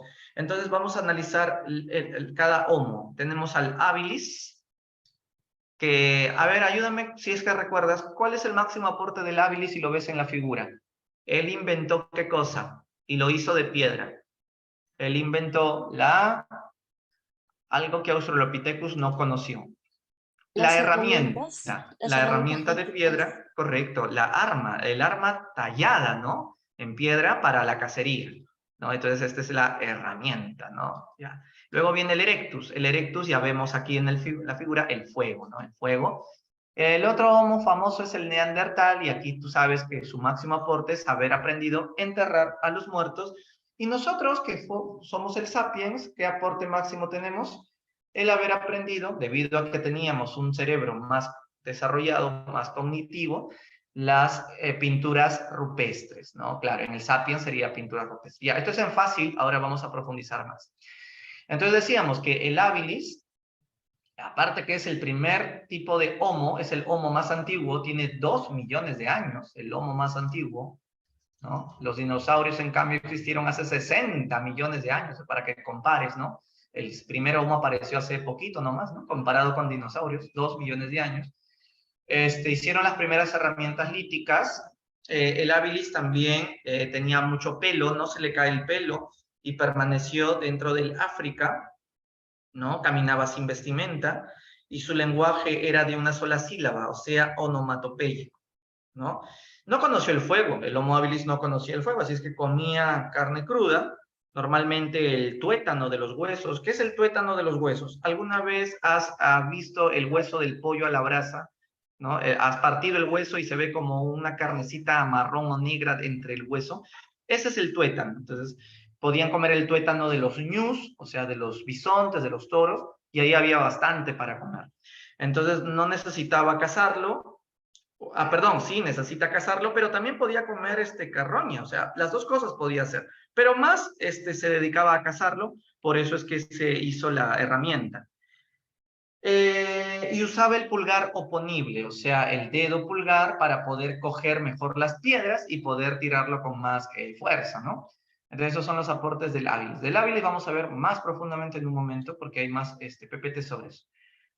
El erectus, bueno, el fuego que te mencioné, es importante para cocinar los alimentos y la digestión sea mucho mejor. El erectus se aburrió de estar en África y se largó caminando hasta Asia y Europa, ¿no? Entonces es interesante cómo el erectus es el primer homo que migra a otros continentes. ¿Ya? El erectus sí se le cae el pelo, no del todo, pero sí se le cae gran parte del pelo. Y su cabeza era mucho más grande, ¿no? Era de... A ver, el habilis tenía 600 centímetros cúbicos de capacidad craneana. El erectus ya tenía algo de casi 900 centímetros cúbicos de capacidad craneana. El neandertal es el que ya entierra a sus muertos y tiene un lenguaje articulado. ¿Cómo es un lenguaje articulado? Cuando hablas una palabra con varias sílabas, o retoplider, por ejemplo, ¿no? Replatique, cosas así, ¿qué será? ¿Qué significa? A diferencia del onomatopéyico, que el habilis y el erectus hablaba plash. ¿Cómo le dirán al agua? Glue, ¿no? Al fuego, uy, ¿no? O sea, no estoy diciendo que así hablaban, es lo que se puede imaginar. Es una sola sílaba. Pero el neandertal ya era articulado, hablaba con más sílabas juntas. El sapiens, bueno, ya les dije que hace pinturas rupestres y también hace las Venus paleolíticas, como estas que vamos a ver en un momento con más detalles. Primero hablemos de la prehistoria. La prehistoria se divide en edad de piedra y en edad de los metales. La prehistoria, primero vamos a hablar de la edad de piedra, que se divide en paleolítico, mesolítico y neolítico. Ojo con esto, el paleolítico a su vez se divide en inferior, paleolítico medio y paleolítico superior. Acá ha habido un error, mesolítico es uno solo, neolítico también es uno solo, así es que esta raya tiene que borrarse. Y cobre, bronce, hierro tampoco se subdivide. Solo paleolítico se subdivide. A ver, pregunta. Cuando hablamos de paleolítico inferior, ¿a qué homo hacemos referencia? Principalmente en el paleolítico inferior, a los dos primeros homos que mencioné hace un momento. El habilis y el erectus. Ojo con eso. En el paleolítico medio hacemos referencia al neandertal y en el paleolítico superior hacemos referencia al homo sapiens. En otras palabras, la evolución empieza en el paleolítico inferior. ¿Y cuándo termina la evolución física? La evolución física termina en el paleolítico superior, porque llegó aquí ya a ser homo sapiens. Profesor, no entiendo. Si usted dice que la evolución empieza en paleolítico inferior y termina en paleolítico superior, entonces ¿para qué Nietzsche está mesolítico, neolítico, si ya también era homo sapiens? Y el neolítico seguía siendo homo sapiens. Entonces, ¿cuál es la diferencia entre este sapiens y este sapiens? Fácil, ¿no? A ver, ¿cuál es la diferencia? Que Las a pesar herramientas. de que este era sapiens, ya seguía siendo cazador, por eso es paleolítico. En cambio, este sapiens ya sabía horticultura y este sapiens ya sabe agricultura y conoció la propiedad privada. ¿Te das cuenta? Entonces, ahí hay que verlo de esa manera. Vamos primero empezando con el paleolítico. Vamos aquí. Bueno, paleolítico. El paleolítico, ya sabemos que se dividen en tres paleolíticos, ¿no? Pero de manera general, paleo significa piedra tallada o piedra antigua. ¿Y qué quiere decir tallada? Tallada es que hacen las herramientas metiéndole golpes, ¿no? Golpe por acá, golpe por allá, y van sacando puntas bastante toscas, bastante toscas. Tallada por eso. Son nómadas y son cazadores. Todos los tres paleolíticos son nómadas y son cazadores, o sea, depredadores de su naturaleza, ¿no? Se agrupan en pequeñas bandas de cazadores nómadas. Conocieron la herramienta y el fuego. Claro, la herramienta es del habilis, el fuego es del erectus. Todo esto ocurre en el paleolítico inferior, ¿no? O sea, esto de el fuego y la herramienta es más principalmente en el paleolítico inferior. Ahí lo inventan, ¿no? Y ya en los demás paleolíticos también lo mantienen. A ver, vamos a profundizar paleolítico inferior. Ahí está. Como dije, ¿no? El Paleolítico inferior lo representa el Homo habilis, que ya les dije que no sale del África, inventa la herramienta, piedra tallada, o sea, piedras toscas, usa el pulgar oponible para impulsar cuando tira las piedras, cuando ataca, dientes pequeños. En el Erectus conocen el fuego, tiene menos pelo, es más erguido, por eso es Erectus, rostro más moderno, aunque todavía no es idéntico a nosotros. Luego viene el Paleolítico Medio, y aquí ya tenemos al Neandertal, y como les dije, el Neandertal entierra a sus muertos, eso, pensamiento mágico religioso, ¿no? Y tiene el lenguaje articulado, estamos repitiendo lo mismo solo para que te quede bien claro, y el hecho de que aprendan a enterrar a sus muertos le habla de una religión naturalista, o sea, una religión primitiva, ¿no? Porque la idea de que existe alguien en el más allá, donde va a vivir mi muerto y yo lo estoy enterrando para prepararlo a ese viaje, a esa otra vida, ya te habla de una religión primitiva.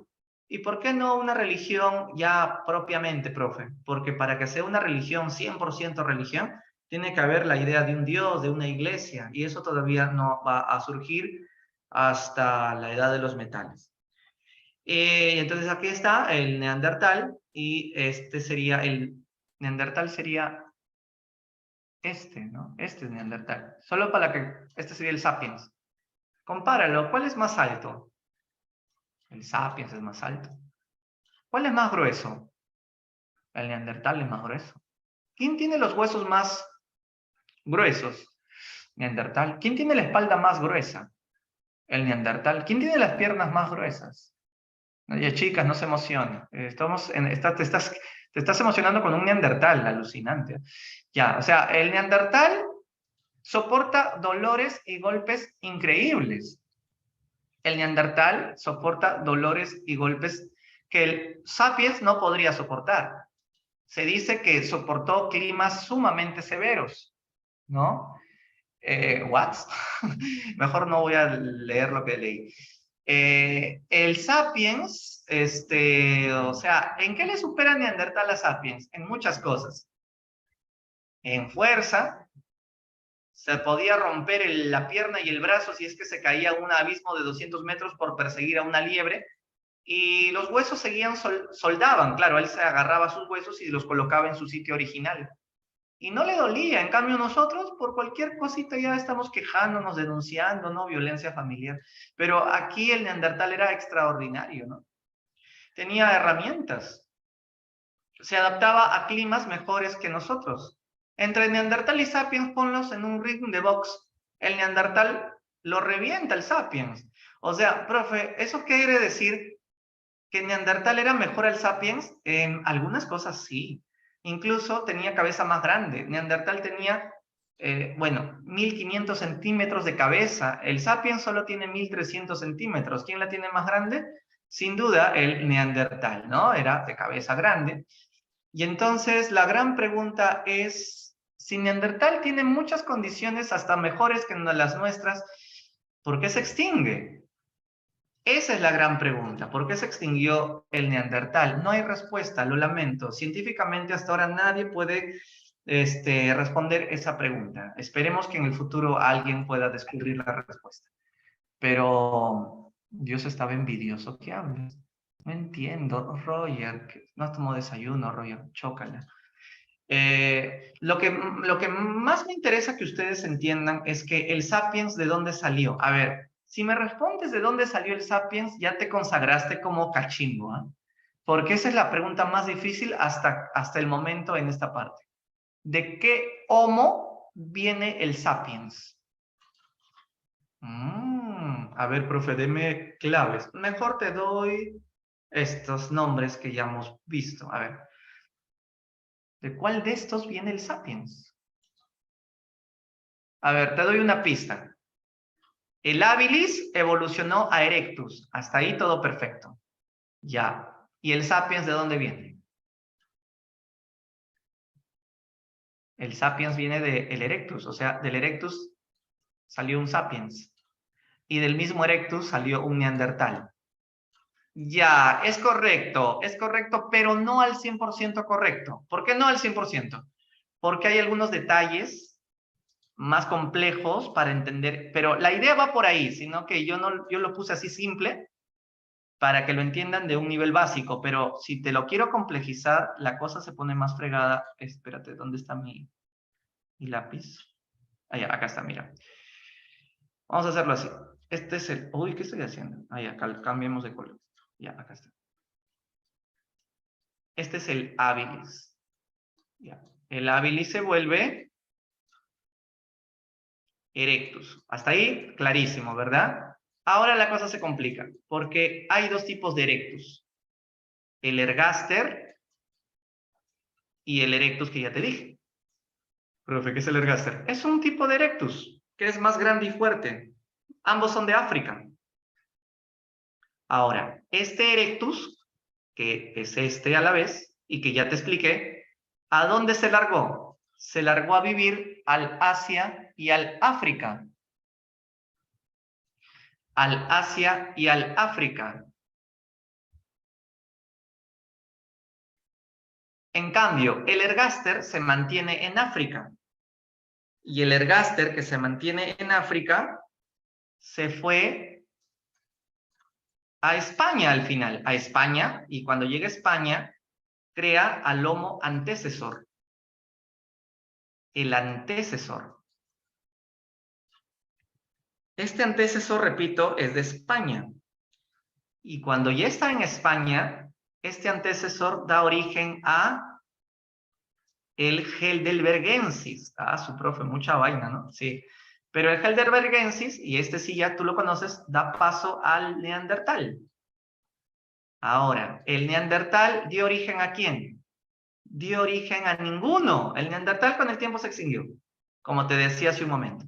Entonces, seguimos con la duda. ¿Y de dónde viene el Sapiens? El Sapiens habría venido del Ergaster. Solo que del Ergaster no es que se vuelve Sapiens de frente, sino el Ergaster que se mantuvo en África habría originado al Homo, y esta es la palabra, ¿no? Rhodesiensis. Rhodesiensis. Lo escribo completo porque este es el más complicado de aprender porque no sale mucho en los libros.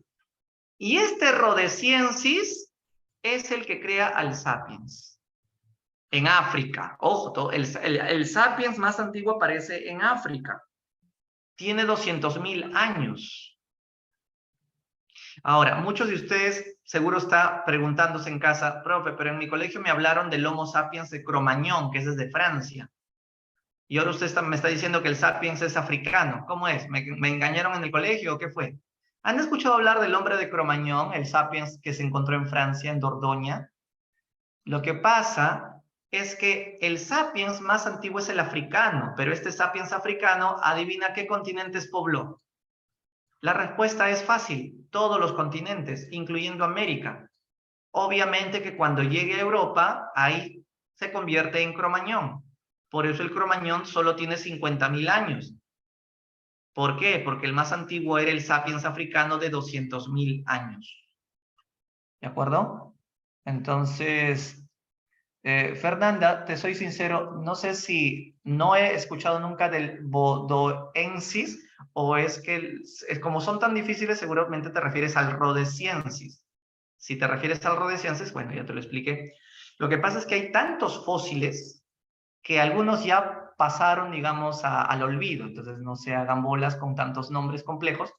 En San Marcos una vez nomás ha hecho una pregunta bien fregada sobre esto. ¿Cuándo, profesor? El año pasado. Preguntaron sobre cuál es más antiguo, el antecesor o el erectus. O sea, había que colocar en orden cronológico. Habilis, antecesor, ergaster, neandertal, sapiens. Entonces, ya con esto un poco te vas dando una idea, ¿no? Entonces, claro que en esta PPT te lo hice facilito, pero en realidad así es la cuestión. Pero no creo que te preguntes sobre esto mucho, sería el colmo, ya serías piña que justo el día del examen te venga sobre eso.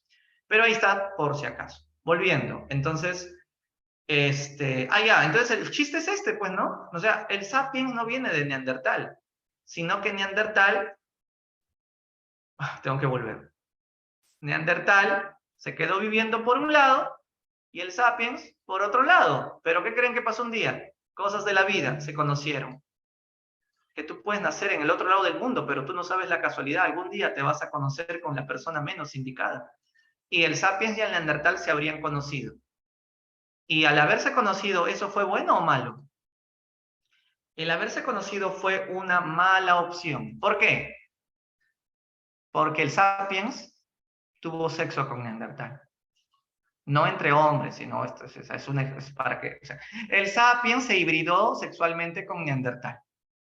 Y eso le hizo un daño al Neandertal. ¿Por qué? Porque genéticamente se va a extinguir. Pero eso es una teoría, nada más. Yo ya te dije que no sabemos por qué se extinguió el Neandertal. Hay una opción más salvaje que dicen, Sapiens le declara la guerra al Neandertal. Hubo exterminio de Neandertales.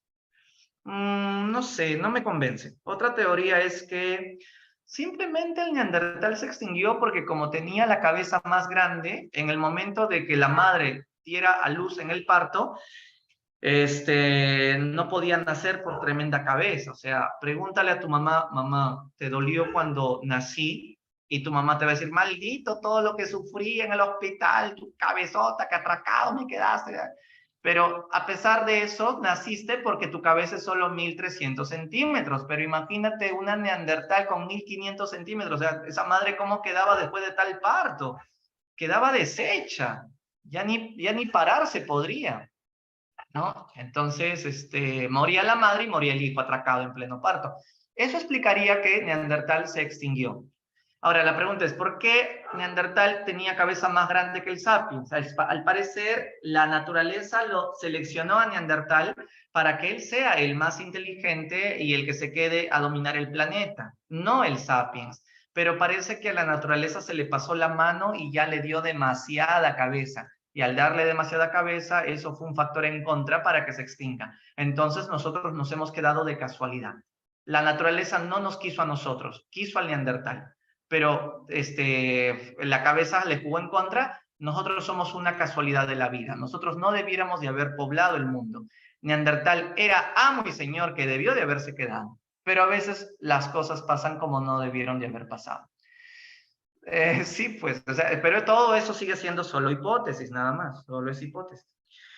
Bien, entonces, estos para que entiendan el tema de Neandertal es muy interesante. El tema del Sapiens, volviendo al Sapiens como paleolítico superior, el Sapiens ya se organiza en clanes, más grande que las bandas, hace arte rupestre.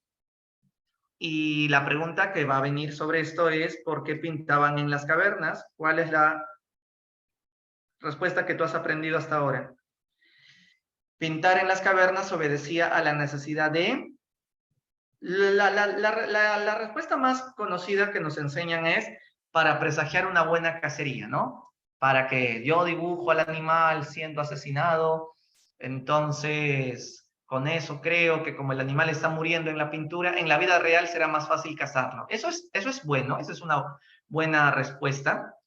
Pero, ¿cómo explicas que aquí el animal está solo? No lo han dibujado cazándolo. Acá sí lo han dibujado cazando, acá sí. Pero acá no. En el caso de la pintura de Altamira en España, que vemos acá el bisonte solo, es una forma de expresar el agradecimiento que el hombre le tiene a la naturaleza, porque la naturaleza es sagrada y entonces el hecho de que tú mates a un animal genera un remordimiento, porque tú le tienes que pedir permiso a la naturaleza para que ella te permita el alimento diario. Una forma de agradecerle a ese animal y a la vez a la naturaleza, el que lo estás asesinando para ser comido, es rendirle un homenaje haciéndole un dibujo, inmortalizar a este bisonte que terminaste devorándotelo. La naturaleza es sagrada y por eso hay que siempre ser agradecido con ella. A diferencia del hombre moderno que le importa un pepino cuidar su naturaleza y por eso vivimos un calentamiento global, y eso es consecuencia del invento llamado el capitalismo, donde más nos importa la plata que el futuro del planeta. En el tiempo paleolítico, entonces, digamos que ellos eran más inteligentes, más maduros y más respetuosos de su naturaleza, a tal punto de que le agradecían al toro por haberse dejado sacrificar y le hacen un homenaje haciéndole esta pintura en solitario. La naturaleza es sagrada. En cambio nosotros cuando nos comemos nuestro bistec con papas no agradecemos al toro ni a la res, simplemente te lo empujas de frente, ni siquiera agradeces a mamá. Entonces es diferente el hombre moderno.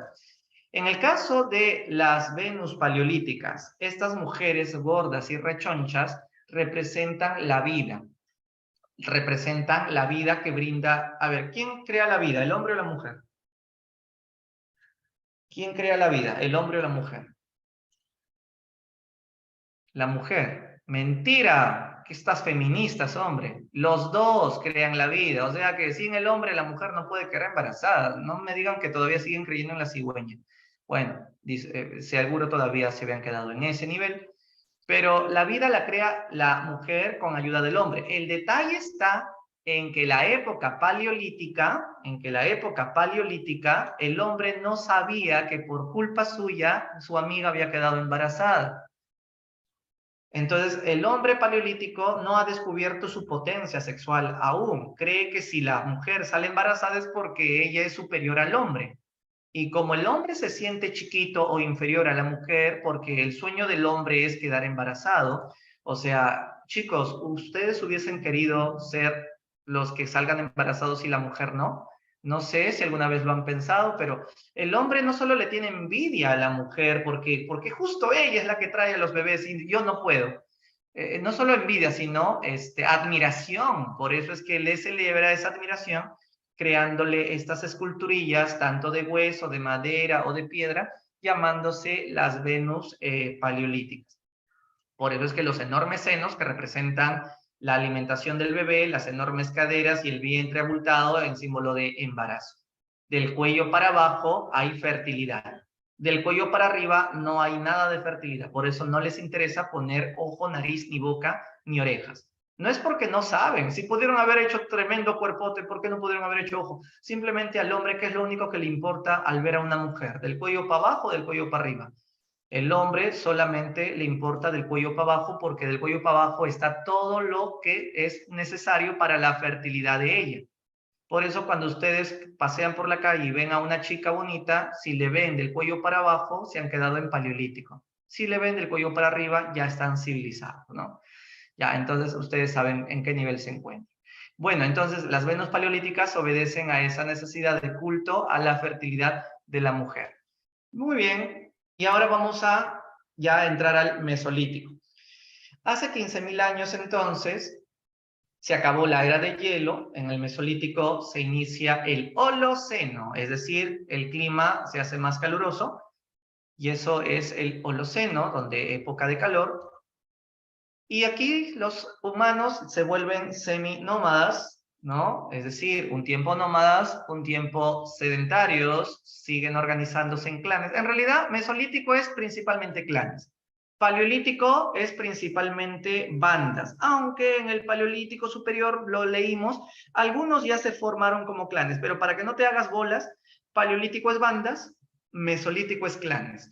Y Neolítico serán grupos más grandes que se llamarán tribus, que lo veremos luego.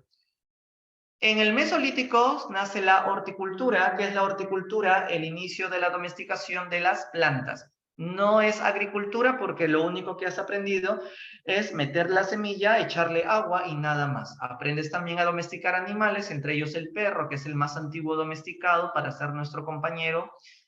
Y aparecen herramientas más pequeñas para el tema de la pesca. Antes eran herramientas grandes porque había que matar animales de la era de hielo.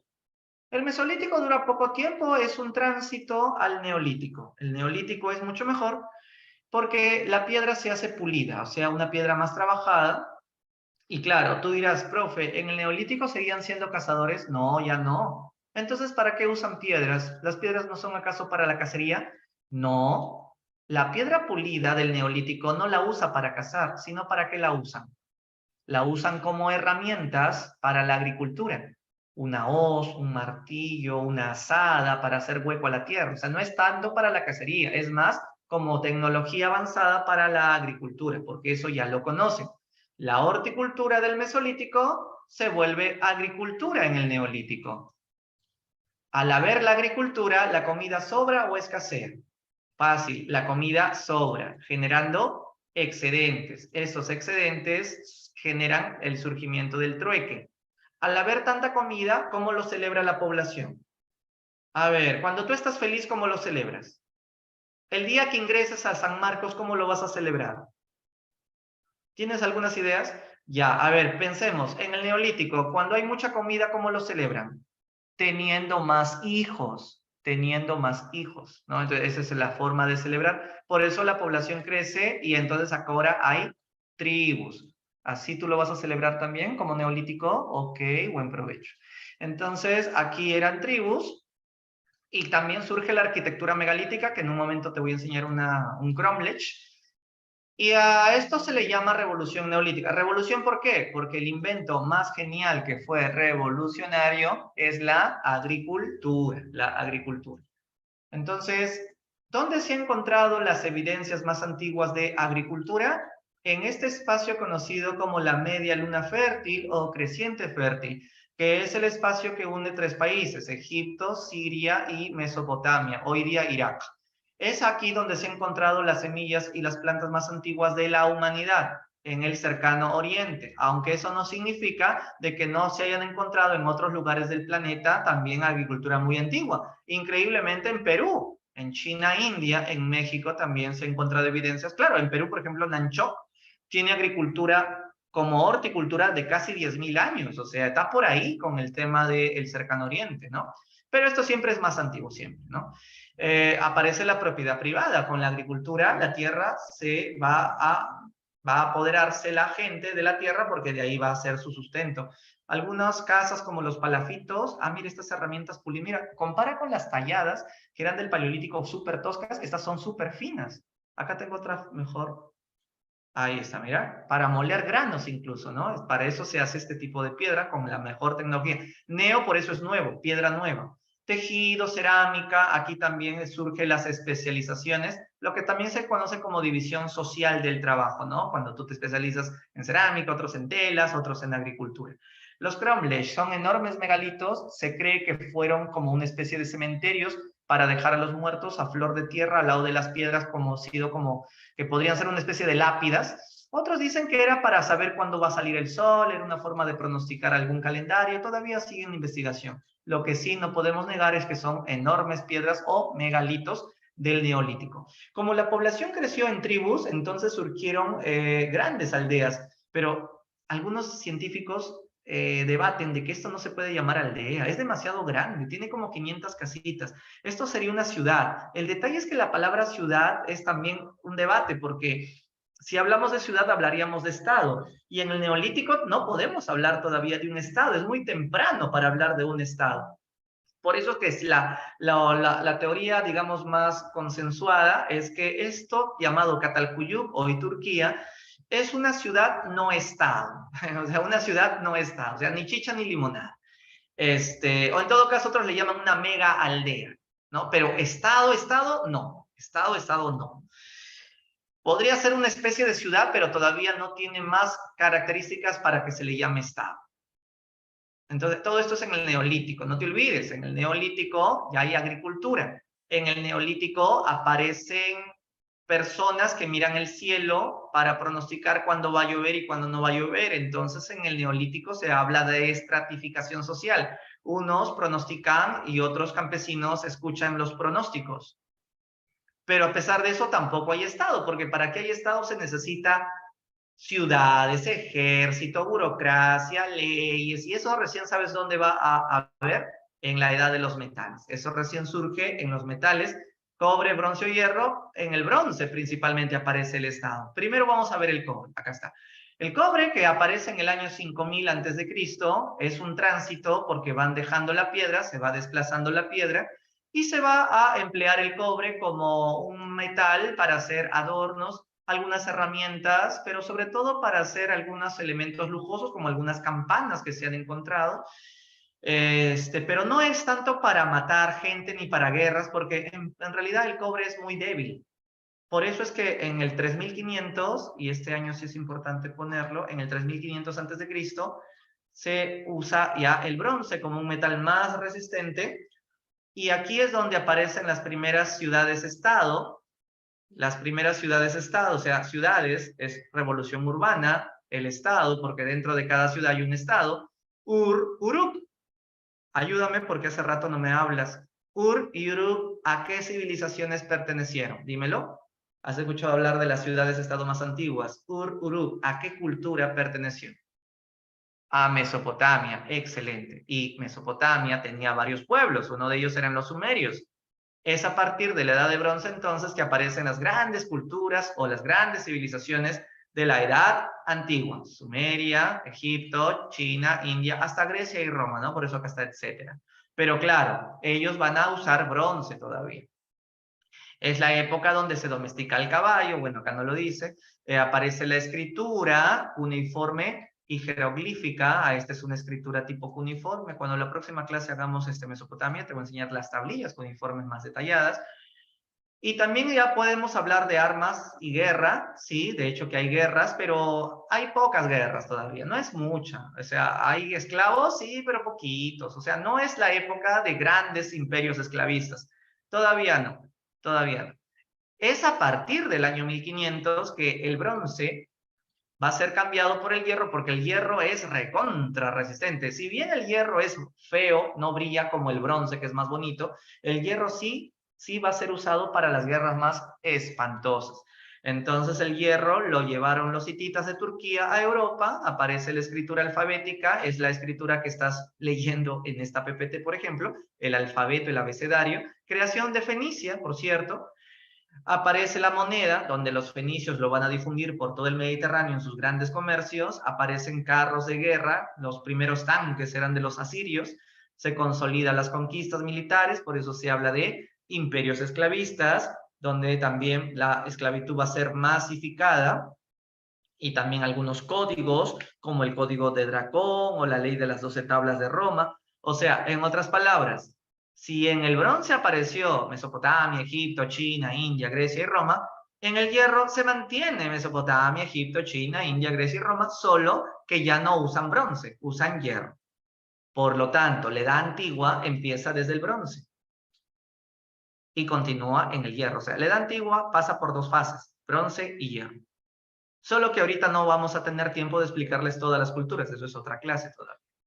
Y con eso, muchachos, hemos terminado la etapa de la edad de los metales. ¿Ok? Entonces, esto sería la forma como se termina nuestro proceso evolutivo, que como ya te diste cuenta, no solamente fue físico, sino la evolución también es cultural, mental, inventos, organización, complejos. El Estado aparece aquí, en el bronce. La ciudad aparece aquí, en el bronce. Neolítico, no hay Estado. ¿Hay diferencias sociales? Sí. ¿Hay templos? Sí. En el cobre también aparecen muchos templos. Desde el Neolítico ya aparecieron templos, pero sin características aún de un Estado. Lo digo una vez más, recién en el bronce se puede hablar de Estado. Dicho esto, doy por concluida la parte teórica de la clase de hoy y a continuación nos vamos a las preguntas de práctica. Entonces dame un segundo para abrir esto. Sí, si tienen alguna pregunta antes de empezar, a ver. A ver, voy a leerlo. Si es que ¿Hay diferencia entre tribus y ciudades no estado del Neolítico? Ya, es que, bueno, cuando digo tribus, en el Neolítico hay tribus. ¿Qué es una tribu? Son grupos más grandes que un clan. Un clan es como decir aquí en el Perú un ayu.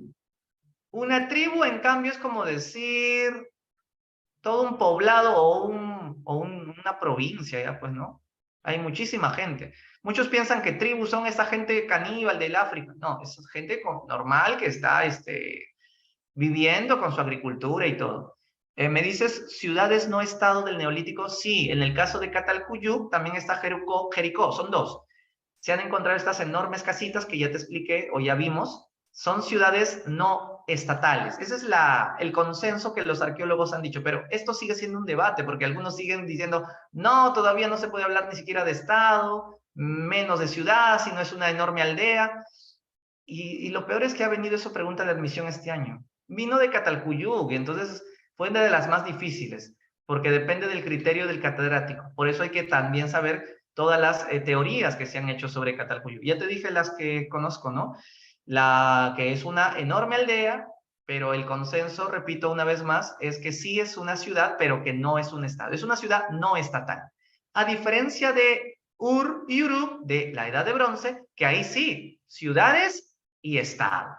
Eso sí son ciudades y estado, porque Ur y Uruk tiene religión, tiene el dios, tiene ejército. En Neolítico todavía no hay ni religión propiamente, ni ejército, ni burocracia. Por eso ciudad, pero no estado todavía. Ciudad no estatal. Está bien, Marcos, decirlo así. Bien, vamos a compartir. ¿Ven las preguntas? Espero que sí. Si es así, empecemos. Díganme la clave de la número 1. Ajá, la C. El crack del 29 es una coyuntura que explica el surgimiento del fascismo como una enorme estructura que dio origen a la Segunda Guerra Mundial. Excelente, la C. Siguiente.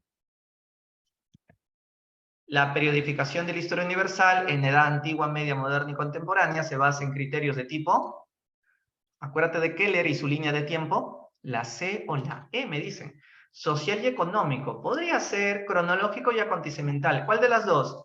Para hacer la división tiene que haber un año que termina y ese mismo año empieza. Y tiene que haber un acontecimiento histórico coyuntural trascendental, como te explicaba. Entonces, sin duda, es la E. 3. Una característica de la periodización de la historia universal sería una característica. Recuerda que se basaba en un continente, Europa. ¿Verdad? Entonces, eso es que se basa en los hechos históricos de Occidente, porque Europa está en Occidente, ¿no? 4. Los historiadores construyen marcos de tiempo. Esta forma de división usando marcos de tiempo es una forma de, facilito, periodizar o periodificar la historia. Ajá, a ver. Las fuentes etnográficas de la historia comprenden. ¿Qué es etnografía? Una danza, un baile, una fiesta costumbrista. Esa es una fuente etnográfica. Entonces sería costumbres y tradiciones vigentes en el presente. Ojo con etno, raza, grafía, visión o costumbres que sobreviven. No, la herencia transmitida por generaciones, eso es la genealogía, que es una ciencia auxiliar que te dije como tarea que investigues, ¿no? A ver, una más difícil, vamos con esta. Esta sí es San Marcos, pura San Marcos. A ver. Actualmente, los historiadores consideran que la historia de la humanidad, ¿cómo podría ser definida? ¿Seguro? ¿Por qué? Es lineal, de acuerdo. Antes de Cristo y después de Cristo, ¿verdad? Se encuentra en constante cambio, eso sí, pero no es cíclica como en los tiempos antiguos se creía. Debido a las acciones de los individuos dentro de procesos políticos, económicos y sociales. ¿Se podría decir que la historia lo hacen los líderes o el pueblo? ¿La historia lo hacen los grandes líderes o el pueblo? El pueblo. En la antigüedad o en la época de la historia que le enseñaron a tu abuelito, se priorizaba, no, que Miguel Grau, que este héroe. No, pero si no hubiese sido por los marines que estaban en el Huáscar, Grau no hubiese hecho lo que hizo en la guerra. Es el pueblo, ¿no? O sea, el pueblo es el que hace la historia. Si no, miren nomás, si no hubiese sido por las marchas de hace poco, Dina Boluarte no habría adelantado las elecciones. Esa es una prueba de que el pueblo hace la historia, no necesariamente un líder. Siguiente. Ajá. A ver ahí, ¿qué dicen? Ya, claro, es que cuando nosotros hacemos la forma de la división de la historia, acá te dice, tomando en cuenta estos dos aspectos, orden y fecha de los eventos, o sea, tomando en cuenta la cronología, y las características del evento, características peculiares, económica, social y cultural. ¿Cuál sería un ejemplo, un buen ejemplo para eso? Claro, ¿por qué la clave sería el neolítico? Porque si hablamos de neolítico, usamos una cronología. Compáralo con paleolítico, cronología. Paleolítico empezó hace 2 millones de años. Neolítico, hace 10.000 años. Ya. Características. Paleolítico eran cazadores, nómadas. Neolítico, agricultores sedentarios. ¿Ves? Ahí es una forma de hacer la división. A diferencia de otros hechos que serían más, estos están más bien dentro de otros aspectos. A ver, hazme la relación.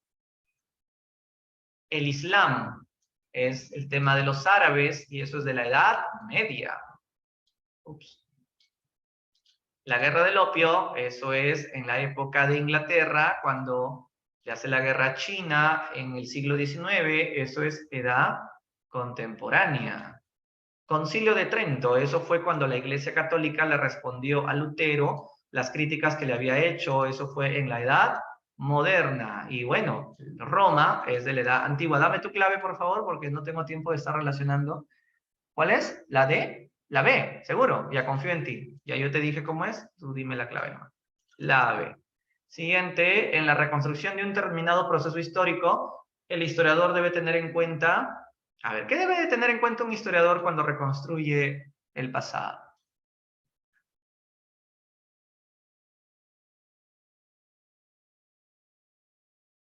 Tiene que tomar en cuenta varias fuentes, excelente, y diversas teorías. Las teorías de la historia se refieren a cuál es el método que usas para darle la interpretación más adecuada. ¿Alguna vez has escuchado la palabra historiografía? ¿A qué se refiere la palabra historiografía? Es la historia de la historia de cómo se ha estudiado la historia de cómo los historiadores, desde Heródoto hasta los historiadores modernos, han hecho sus métodos de investigación para perfeccionar la investigación y saber mejor el pasado. Es que cuando hablas de la C, dices posibilidades de investigación, pero la palabra investigación es reciente. Si bien Heródoto hacía investigación, no es una investigación actual. Es más que todo para tener una mayor teorización del desarrollo del estudio. O sea, te estoy diciendo, la historiografía es la historia de cómo se ha estudiado la historia a lo largo de la historia. El proceso de cómo se ha ido estudiando la historia, esa es la mejor forma. Heródoto, ¿por qué crees que es el padre de la historia? Heródoto es el primer historiador, aunque antes de él ya habían otros hecho investigaciones, pero sin rigor científico. En cambio, Heródoto no narra la historia. Heródoto, o sea, claro, de alguna forma hace descripción, pero tiene que preguntar para que no lo engañen, porque antes de Heródoto ponían mitos y leyendas como si fueran verdades. Heródoto también se equivocó en algunas cosas, tampoco es perfecto. Si es el más antiguo historiador, no va a ser perfecto. O sea, no me digas la E, porque tener exactitud tampoco. Heródoto es el padre de la historia, no es por la A ni por la E. Es porque con él empieza a ser científica la investigación de la historia, aunque científica en una época del siglo V todavía. Es la B, haber ampliado el estudio del saber histórico. Claro, porque antes mito y leyenda lo consideraban verdad. Heródoto separa lo que es mito de lo que fue verdad. Por eso amplió el saber. La obra más importante de otro historiador como Tucídides fue haber estudiado la guerra del Peloponeso. Ahí yo te estoy ayudando ahí. Heródoto, como alguien me lo dijo, su libro es sobre 9 libros de la historia de las guerras médicas.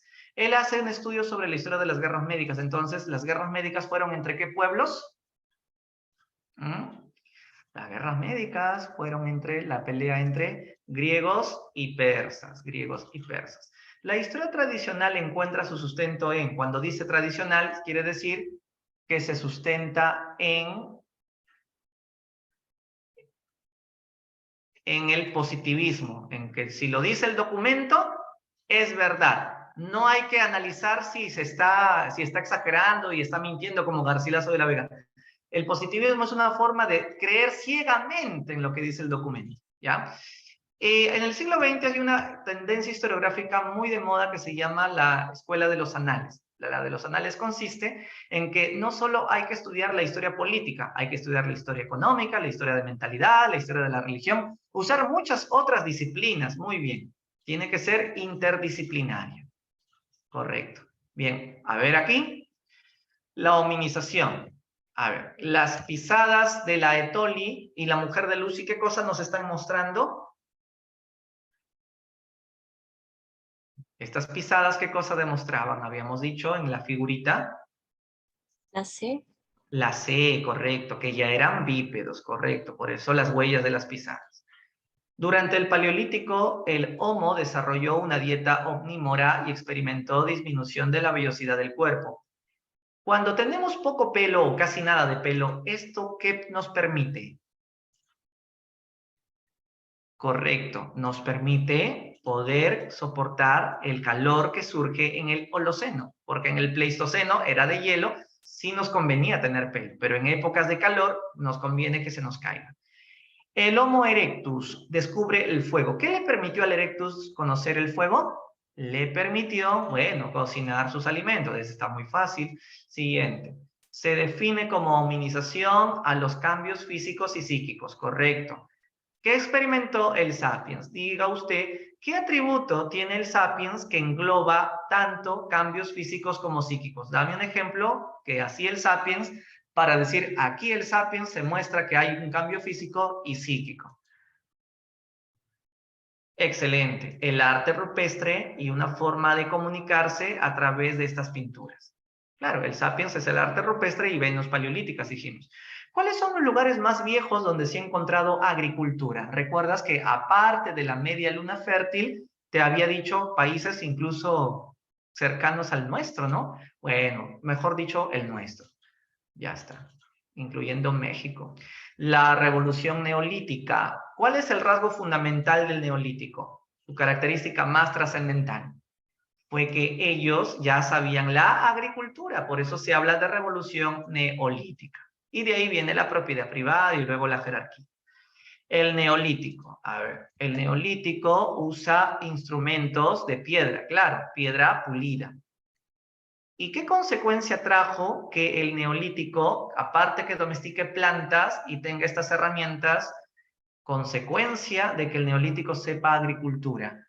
Consecuencia es correcto que surge arquitectura temprana en el creciente fértil, lo que se conocerá como Catalcuyuk, y luego ya en el bronce como las ciudades-estado, ¿no? Antes de eso los primeros templos aparecieron, donde están los sacerdotes. A ver, ¿qué dices a esta? Gracias a los avances de las técnicas de la agricultura, se pudo producir comida suficiente para mantener asentamientos donde habitaban mucha gente, muchas de las cuales no tenían que dedicarse ya a la agricultura. Hoy estos lugares serían considerados pueblos pequeños, pero en relación con el desarrollo cultural humano, constituirían las primeras evidencias de vida urbana en el mundo. ¿Qué podemos concluir de lo que estamos diciendo de la evidencia de la vida urbana?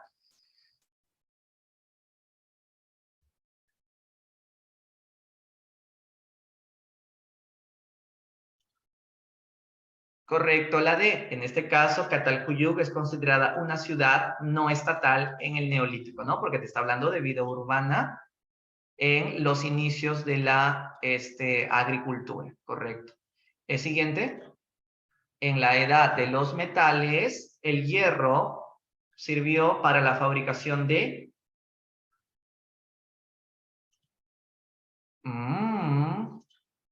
¿Solo armas? No. Acuérdate que en el cobre también eran para algunos adornos, incluyendo, ¿no? Armas y herramientas, correcto, correcto. Vamos terminando. Esta es la última, creo. Es la última. A ver. El surgimiento de la civilización está en relación con el intenso desarrollo de la agricultura que provocó el crecimiento de la población. Claro, cuando hay agricultura crece la gente, se forman las aldeas en ciudades como Catalcuyuk.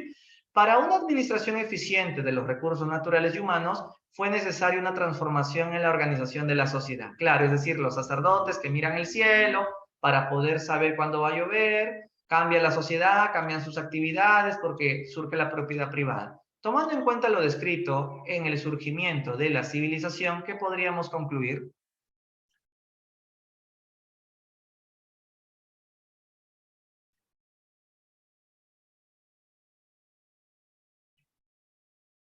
¿Seguro? ¿La C? Se estableció una jerarquía social. Claro, porque los sacerdotes son los que mandan. En relación con la producción de alimentos, manufacturas y servicios prestados al Estado. Acá te dice cuáles son estos servicios prestados al Estado. No te dice. Acá te dice que hacen manufacturas. No te dice eso, profe, pero se infiere. En otras palabras, ¿no habrá alguna clave que esté mucho más relacionada con el texto? Porque acá te está diciendo de actividad agrícola. Primera palabra clave. Acá te está diciendo que crece la población relacionado con la agricultura. Te está diciendo que la transformación de aldeas a ciudades, ¿de acuerdo? No te está hablando de manufacturas ni de impuestos. Te está hablando de que se necesita una administración eficiente. En este caso, el sacerdote tiene que saber pronosticar y esto generó que la sociedad vaya transformándose, sobre todo en actividades y conocimientos. Tomando en cuenta eso, a ver, se constituyó el gobierno con una clase de sacerdotes encargados de planificar la ciencia, claro, la ciencia de ellos, que era la astronomía, y organizar así el trabajo agrícola. Esta está mucho más vinculada con el texto que la C, ¿de acuerdo? Entonces, por eso no sería la C. Hay que tener cuidado porque siempre van a haber preguntas de distractores, se les llama, ¿no? Bueno, muchachos, esta es nuestra primera clase. ¿Cuándo van a tener clase de historia del Perú? ¿Cuándo tienen clase de historia del Perú? Creo que los sábados, ¿no? Ya, entonces seguramente van a verse mañana con su profe de historia del Perú. Diferencia entre estructura y coyuntura, lo dije, estructura dura más, coyuntura dura poquito, pero la coyuntura dura tan poquito que genera un cambio a una nueva estructura. Me volé de tiempo, cuídense mucho, los dejo con su siguiente clase. Hasta la próxima, gracias por su amable atención y contribución en las clases. Chao, chao.